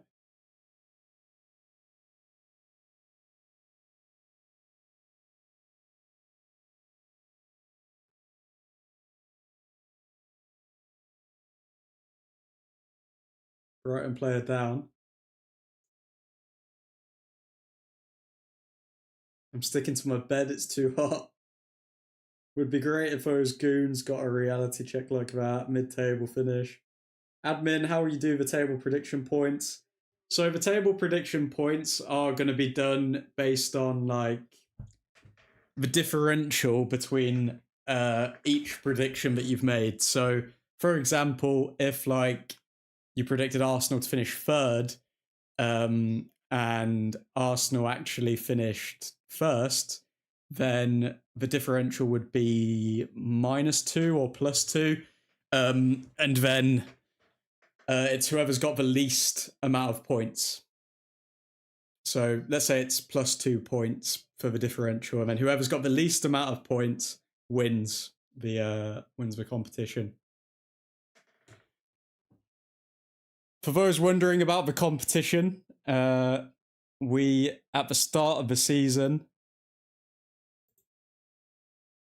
did the Admin's Angels Premier League predictions, and these were all of our predictions. And yeah, so basically, for example, I've got here Admin predicted City to win the league. So that means that because they finished second, I'll get like -1 for that prediction. Liverpool finish like 5th, is it? So I'll get -3 for that prediction. And then whoever has like the whatever least points, they then they win. Least or most, whatever. You know what I mean. It's one of those. But it's all based on differential.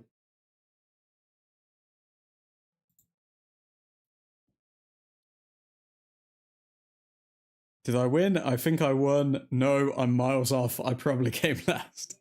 And whoever does win that competition will get a little special present from the admin. Mate, you could do it easier. Everyone dropping points on Tottenham. Yeah, that's true. How can I do it easier? I'm near enough dead last. Is it too late to change my prediction? It is definitely too late. Also, I'm not going to add this into the scoring, but we also did predictions for Premier League top scorer, where we predicted Erling Haaland. And 68% of the Admin's Angels predicted Erling Haaland. And Erling Haaland is on 27 goals, so that did come through in the end. We also had Premier League top assister, which was Bruno Fernandez. And not only was he the top assister, he broke the goddamn record. Then Premier League Golden Glove, David Raya.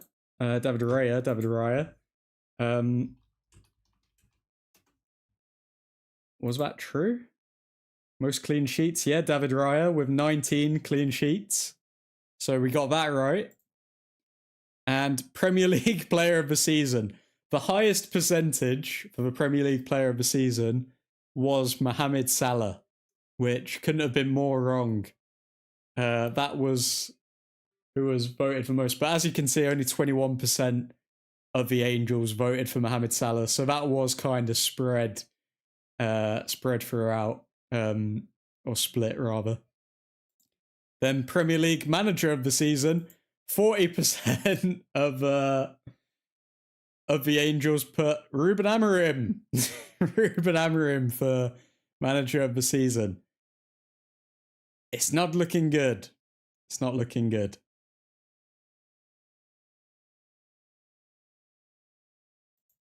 But yeah, those were our predictions. If you are interested in joining the Admin's Angels, then please hit that join button, become a member of the channel, and get involved with a secret society.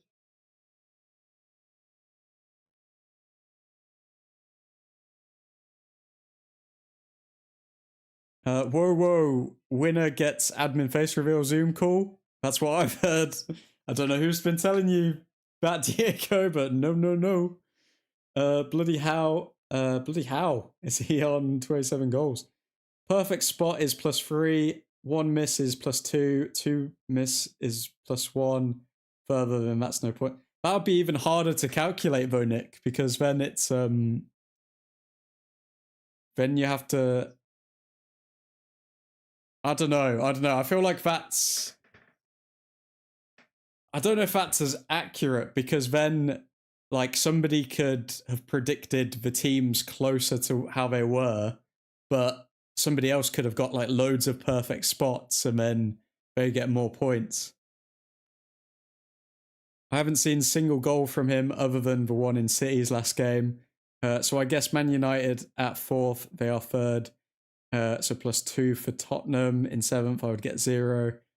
Could be a lot easier, but less accurate. We want the most accurate. I want to know who predicted the league table the most accurate. I want to see who's got the best ball knowledge. I think United comes 2nd next season. It's either 2nd or 6th. We don't do any other place. West Ham winning? What? No, they're not.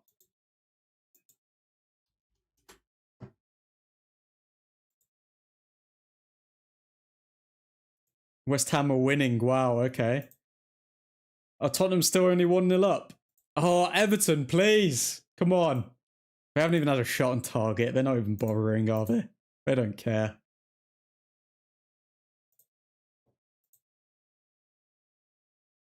Yeah, literally 0.16 XG. Everton aren't even trying, man.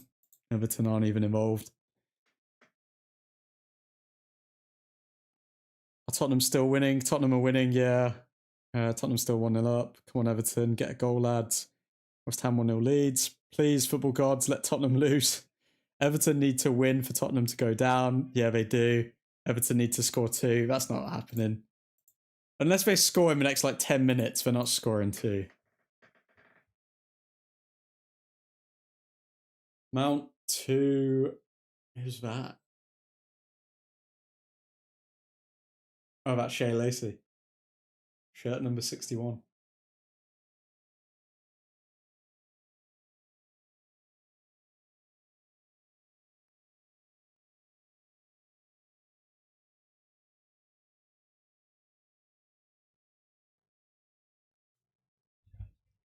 Richarlison own goals takes his Tottenham top off to reveal he's actually been playing for Everton all season.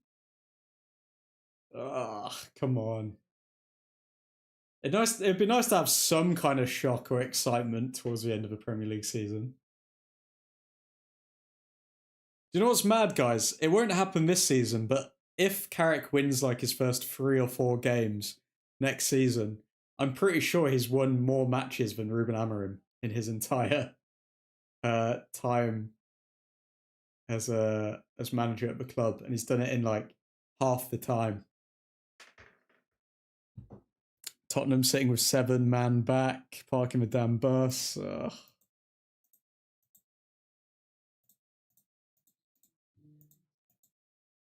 Xerxes coming on and Buemo off, and Fletcher's coming on with Mount coming off. To be fair, Mount's done well in the midfield today.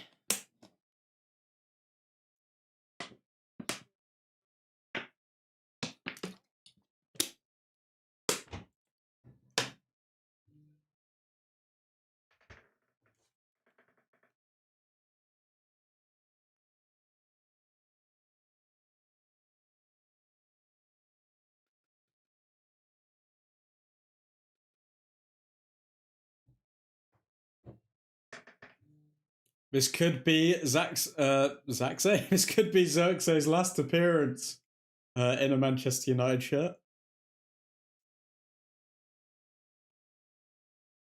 Nick, how's GF? Baby, I'm away yet. Tyler coming on for Mount. No, not yet. Why not? And Euro coming on. Let me focus on my career first and buying a house. Mackenzie's on you, man. Mackenzie's on you. How's Layla doing, Mackenzie? Is she a teen mom yet, or?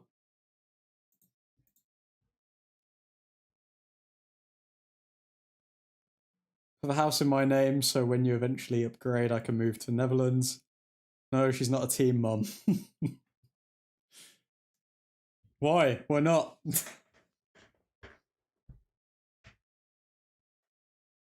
Not gonna happen. What? Why not? Are you waiting till marriage, or? One, she's 20. Damn.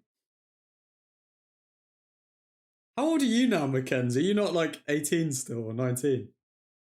Two, not gonna happen.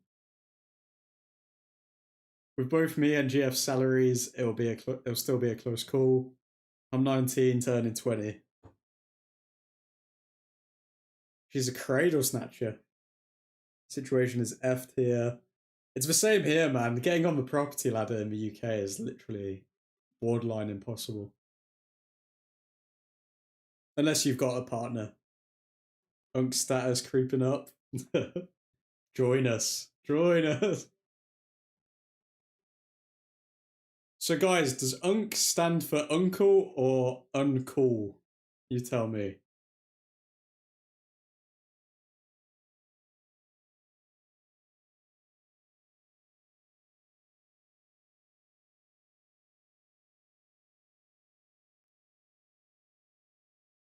My county has the cheapest average house prices in the UK.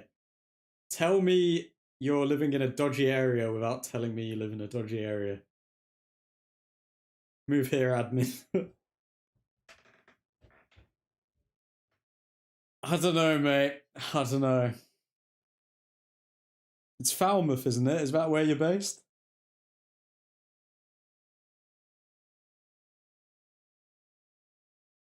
Oh wait, no, you live I know where you live because I knew someone that lived there. Falmouth is for uni. Oh, what's it called? I literally knew someone who lives where you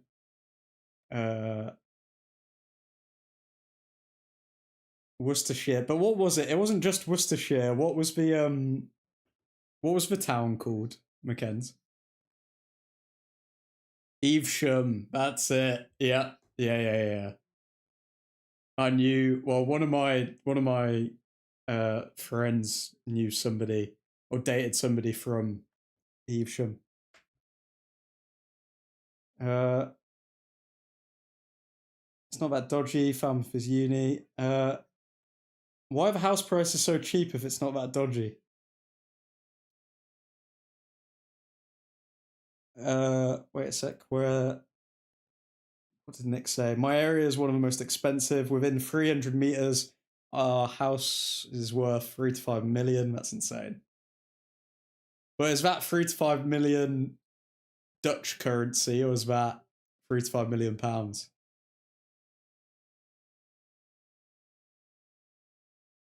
Who are they? Can't name and shame, mate. Is Maguire Yamal lol? The dribbling's just off the charts, Ghost Hunter. You can't be too far from here, surely. Average house price is 180 to 200k here. In euros. Okay, so you're looking at like 3 to 5 mil euros. That's like 2.5 mil pounds to like 3.5. So that's insane. So are you renting in that area at the moment, Nick? Average price here is 450k, and the city I live in is 800k. That is insane. Yeah, to get a house worth 450k, you'll need 2 people's salary. 100%. How far away from me are you, admin? I'm guessing 45 minutes to 1 hour 30. I'll never tell.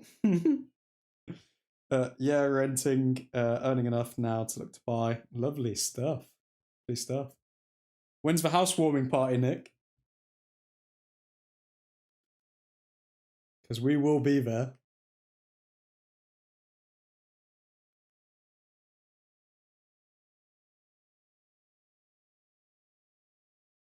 When I get a house. Just give us the postcode, mate. We'll come.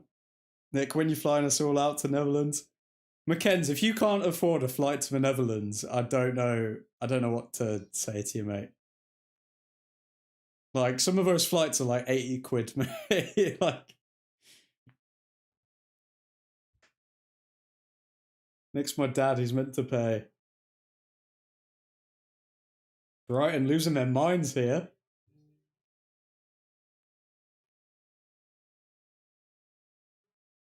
Oh, wow. This guy's losing his head. 10 minutes left in this game. I have £0, 0p in my account, bro. Are you in your overdraft? No, exactly.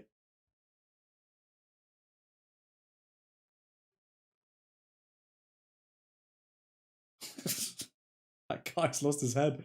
I don't know the name of that player, but he was going insane at the ref.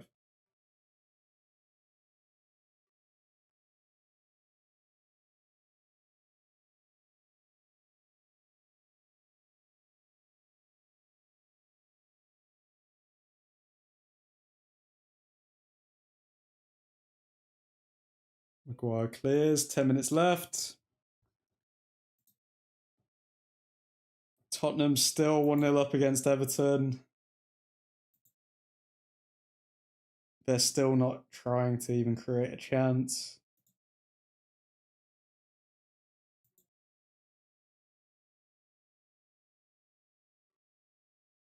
Oh, Brentford have scored against Liverpool. So it's 1-1 in the Liverpool-Brentford game. If Brentford score again, then Brighton miss out on European football.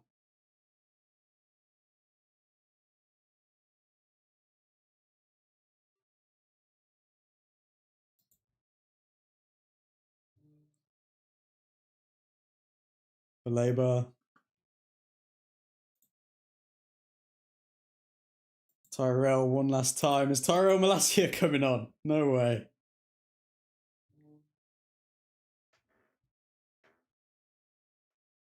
Malacia on, sure off. Wow. Malacia's getting the send-off. So, McKenz, do you think you're going to move in with Layla? Or do you think that you're going to... I don't know, what are your plans after uni, McKenz? To be young, huh? I feel like when you get to the age of about 24, 25, you've kind of got your plan set out for you, but to be 20 years old again, man. A lot of decisions to be made.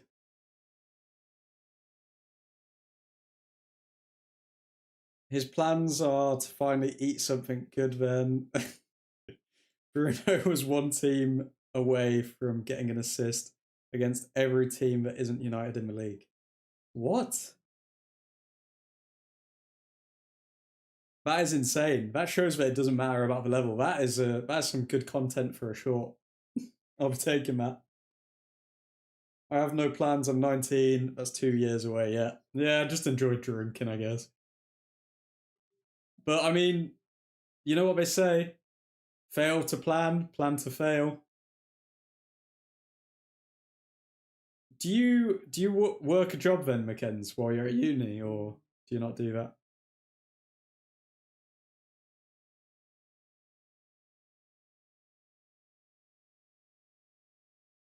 Which team didn't he get an assist? I don't know. Check admin's most recent post. Not at uni. There's no jobs. Surely there's a McDonald's in Falmouth or something. West Ham score again. That is so depressing for West Ham. Everton had one job. Don't exist. Yeah, applied and they said no. What? Find a job, mate, and open up a lycer. get saving for your first house.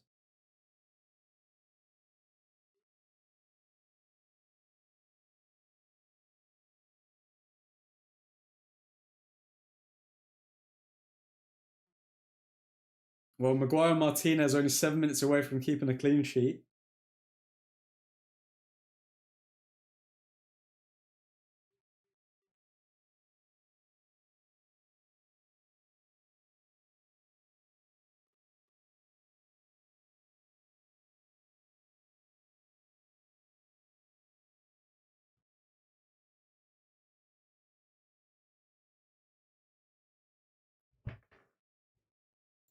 I am very disappointed in Everton right now. So Tottenham on 41 and they're winning, but then if... Yeah, on goal difference. Okay, yeah. They need to lose. Everton need to get 2 goals. Ugh. Everton just need 1 goal to trip Tottenham up. Please, just our own goal or a silly deflection. So disappointing, man.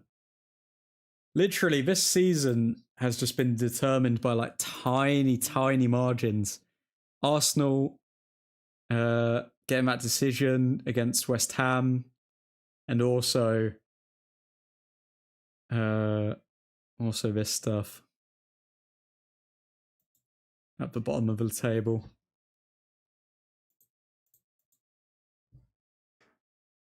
Or West Ham need 10 goals. Everton won. It can be done. So you're telling me there's a chance?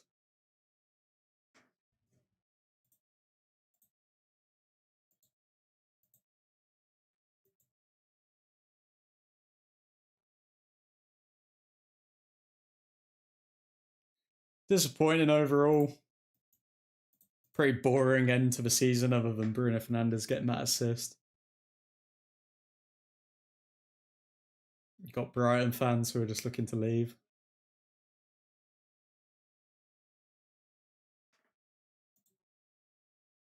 Wait, what?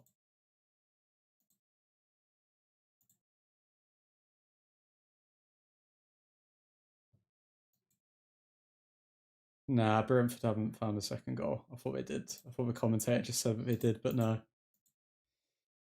Arsenal getting the cup handed to them. Yay. Just a cheeky extra assist for Bruno. That's the only thing left now. Come on, Bruno.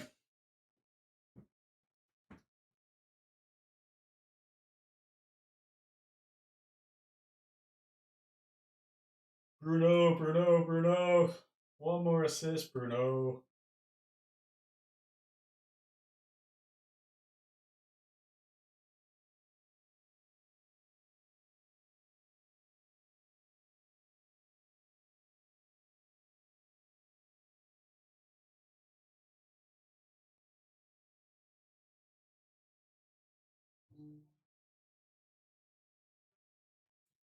Deflected shot, saved by Larmans. E for Everton. E for embarrassing. You show them, Cal. You show them, bro. Zerk with terrible hold-up play as usual.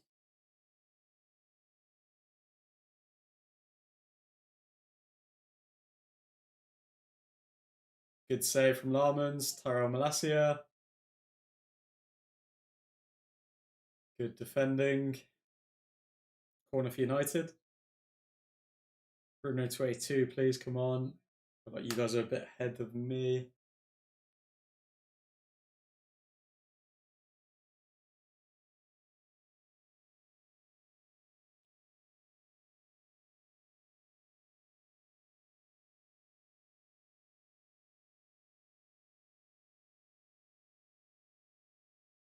Oh my god, Xerxes is so trash, man. His touches are so bad.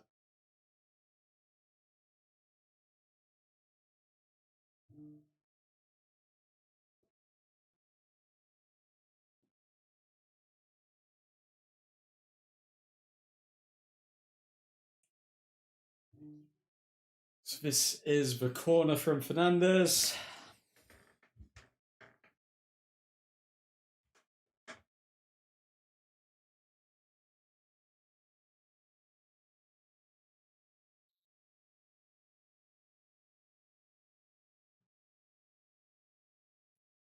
Oh, Euro, mate. Come on.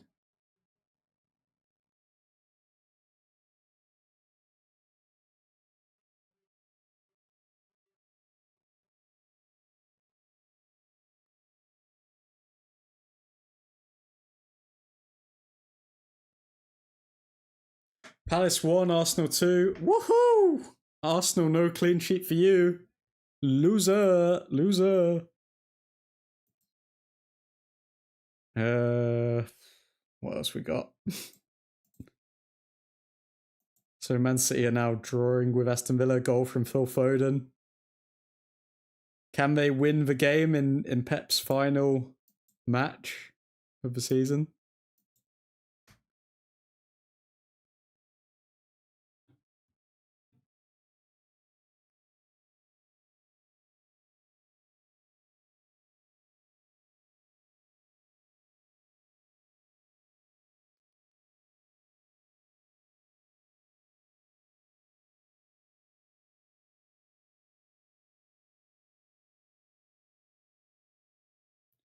Six minutes added on in this game. What is the point? It's a wraps. Why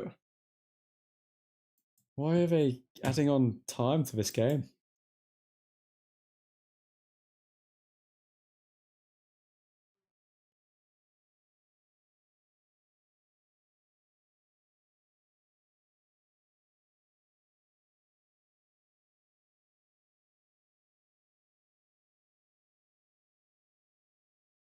Oh, did that goal get wiped out?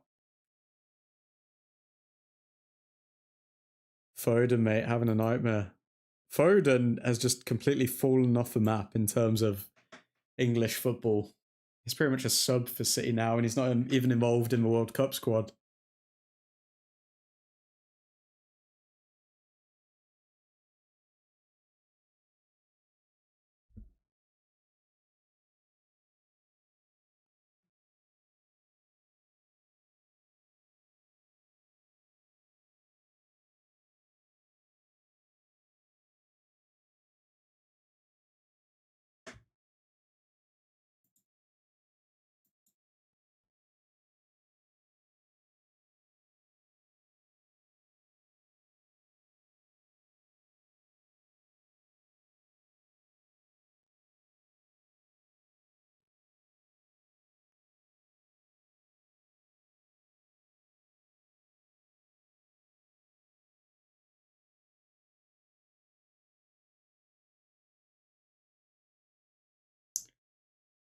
Five more minutes of the 25-26 Premier League season.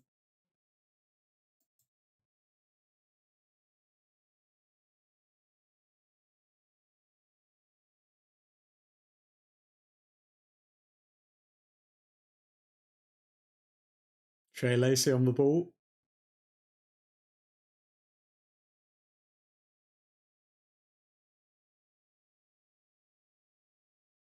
Xerxes. Looks like Spurs are staying up. They're definitely staying up, mate. As soon as they win a goal up, they were going to stay up.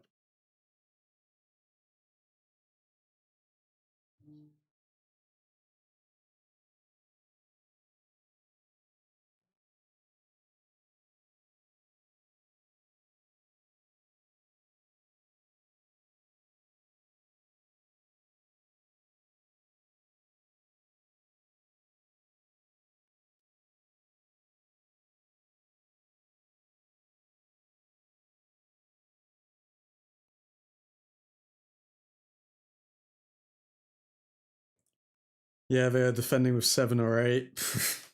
No chances. No chances. Ugh.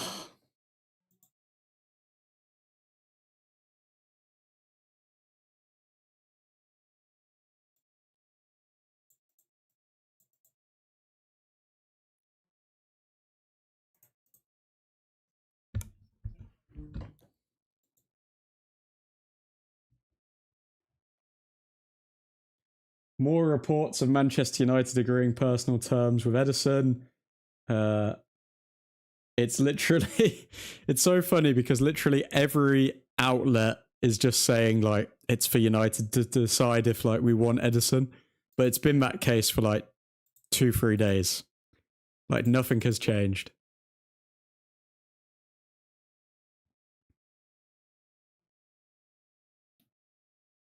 Every ball that comes close, they kick it out. So sad.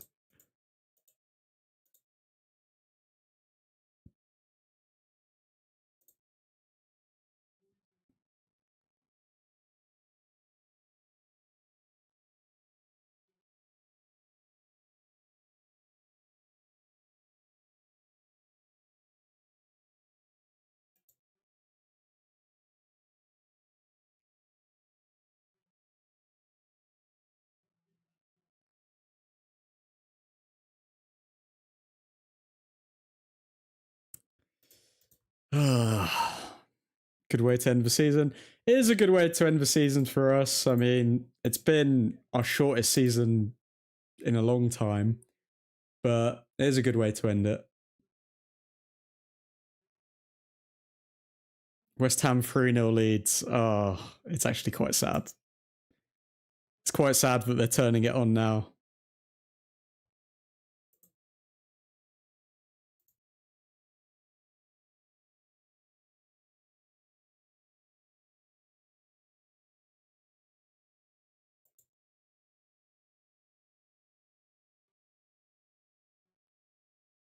Good block by Euro there.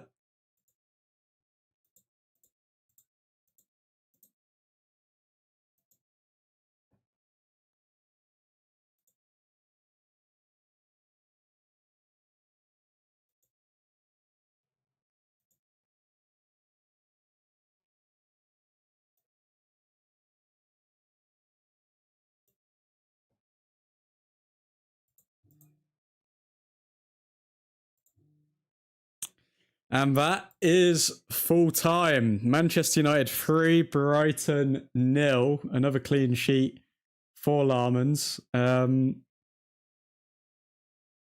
Sunderland, are they playing in the Europa League now? I actually don't know. But Sunderland do their part in beating Chelsea, and we absolutely destroyed Brighton. I don't know if Brighton are going to be playing in the conference, or I think it's the conference, but yeah, that is the end of the season, folks. They at least go out with their head held high. Yep. For West Ham, I guess that is very true. Let's move on to the player ratings real quick. Okay, let's do these. So,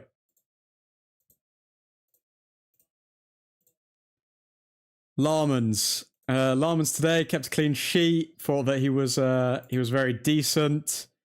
Can't really complain about Larman's performance, if I'm honest with you. I'll probably give him a... You know what? I'll be generous because it's the end of the season. Could have switched off easily. I will give him an 8 out of 10. Maguire, I think Maguire had a very decent game as well. Shocked that he's not involved in the World Cup squad. I'll give him a 7.3. Martinez equally did just as well as Maguire, but I think he was less involved in the game, so I'd give him a 7.2. Mazraoui, I think he might have come off with an injury, but again, great game from Mazraoui. Give him a solid 7.1. Shaw, I think Shaw knows what he's doing in these games. I think Shaw literally is doing the bare minimum to stop himself from getting injured, and for that reason, I don't think he really had the same output as a Mazraoui, so I'd give him a 6.8. Mainu picked up a yellow card, but was all over the pitch today. Very decent performance. I would give him a 7.5. Mount, I think Mount had a very good game, you know. I think, but this is the thing, he's just going to get injured again. Probably give him a 7.3. Then what else we got? Ahmad picked up an assist. Probably give Ahmad 7.7. 6 for picking up the assist because he did also have a few frustrating moments, let's be honest. Ahmad did have a few frustrating moments. Dorgu, I mean, a goal and an assist for Dorgu. Took the joint most shots. Had an XG of 0.42. He got Bruno Fernandez his record-breaking assist. Dorgu, he puts in another great performance as a winger. I'm going to have to give him 8.5. Mbuemo gets a goal. Didn't really do anything else, did he? Stats-wise, did absolutely nothing else. So I'd probably give him slightly above Ahmad and give him a 7.8 for the goal. And finally, the Portuguese Magnifico, Bruno Fernandez. What does Bruno Fernandez deserve? He deserves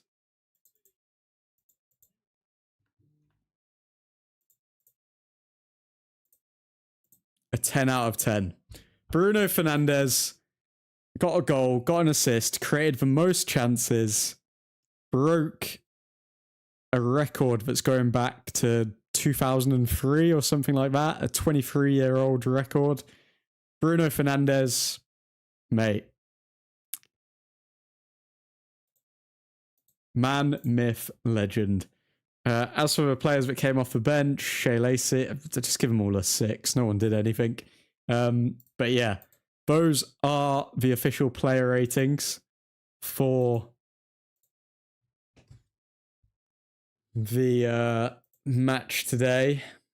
The Tottenham-Everton game has got like 4 minutes left, but they're not going to score. So West Ham are going to officially be relegated.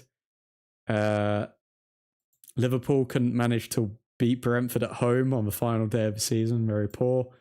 That's Salah's last game for Liverpool as well. Pretty big. But yeah, those are the player ratings. Let me read your comments. Come on, Brentford. They at least go up with their heads high. Spurs v Everton, 9 minutes have added on. Give everyone 9.9 and Bruno 10. Delo a 2, plus 9 for Tottenham to lose. Delo 1.5 for travelling with the team, although not in the squad. Still 1-1 at Anfield. Come on, Everton, you idiots. Brighton are in Europe. Give him a score of 21 for every assist. Everton haven't even tried, says it all. Everton are finally doing something now. Little too late. What do you mean they're finally doing something? Are they actually trying to score? Ooh, what's this? New report coming out about Tchouaméni. Manchester United consider Tchouaméni a dream target. Real Madrid consider him a very important player, and the door is closed for now. Okay, so Tchouaméni's not coming to United, even though he's getting into fights with Valverde. Okay, so those are the player ratings, folks. Let me know if you agree or disagree with any of those. Villa won. They won. Wow. So Pep's final home game is a loss. Or not home game. Home game. Final home game send-off is a loss to Aston Villa. Mate, Pep's legacy in the Premier League is so tainted. Like, no one can seriously say to me that, oh yeah, Pep Guardiola's a better manager than Sir Alex Ferguson. It's actually like just two completely different leagues. It's arguable he's not even a better manager than probably Ancelotti and Mourinho. Like, just absolute tragic. Let's see the latest on Twitter, all of the reports that are coming out now that the official season is over. Bruno Fernandez speaking to Carlos Baleba at the end of the match today. I wonder what that's about. If you haven't already, by the way, folks, drop a like on the stream and subscribe if you are new. We do cover all Manchester United watch-alongs, and we are going to be doing a shiz ton of watch-alongs for the World Cup. So, for all Manchester United content and football content, you want to subscribe to Old Trafford, the home of honestly biased sports content. Cheeky voice crack. Admin, will you be doing Champions League final watch along? When is the Champions League final?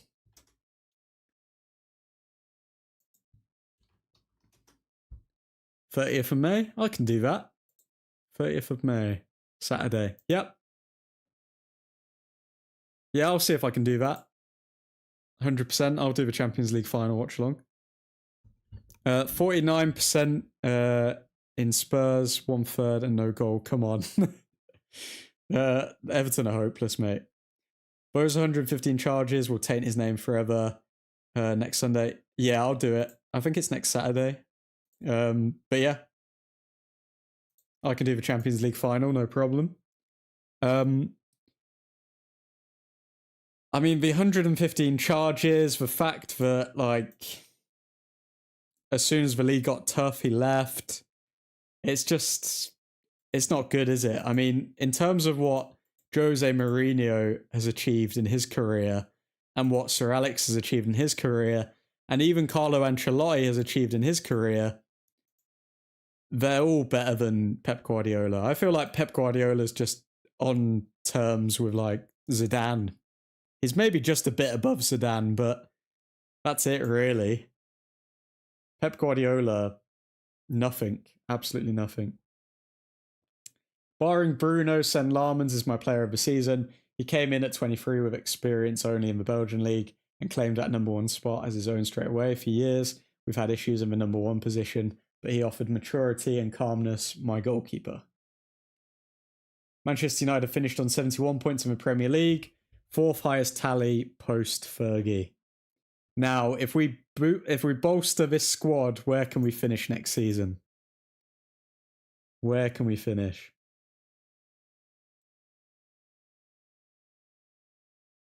Chouameni on ice. On ice. Don't think he's going to be coming to United, says Fabrizio Romano.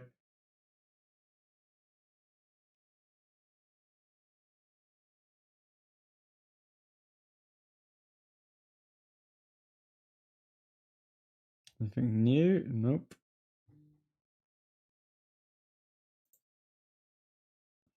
People selling stuff. What's going on?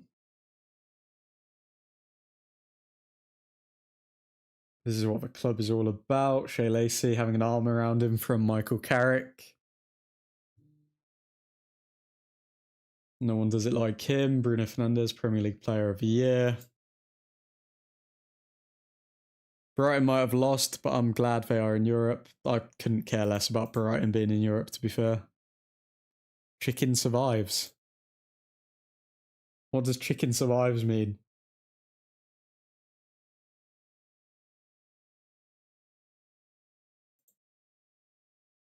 But yeah, Brighton have qualified for the UEFA Conference League. More power to them. Tottenham beat Everton and stay in the Premier League. It's depressing. Depressing, man. Guys, probably going to end the stream there. Don't think any more updates will come after the match. I mean, Bruno might mention something on becoming a record breaker in the Premier League, but that's about it. We will be going live, I guess, for the Champions League final next. I mean, Arsenal v PSG, pure hate watching. Hopefully PSG do it. But other than that, we do have another video coming out on the channel at 7 PM. So just in under an hour on the channel. Members do get early access. So if you do want to become a member on the channel, hit that join button. But if you don't, hit that subscribe button. It really does help the channel grow and help admin create more juicy, honestly biased sports content. So, yeah, we're all French on Sunday, as Diego says.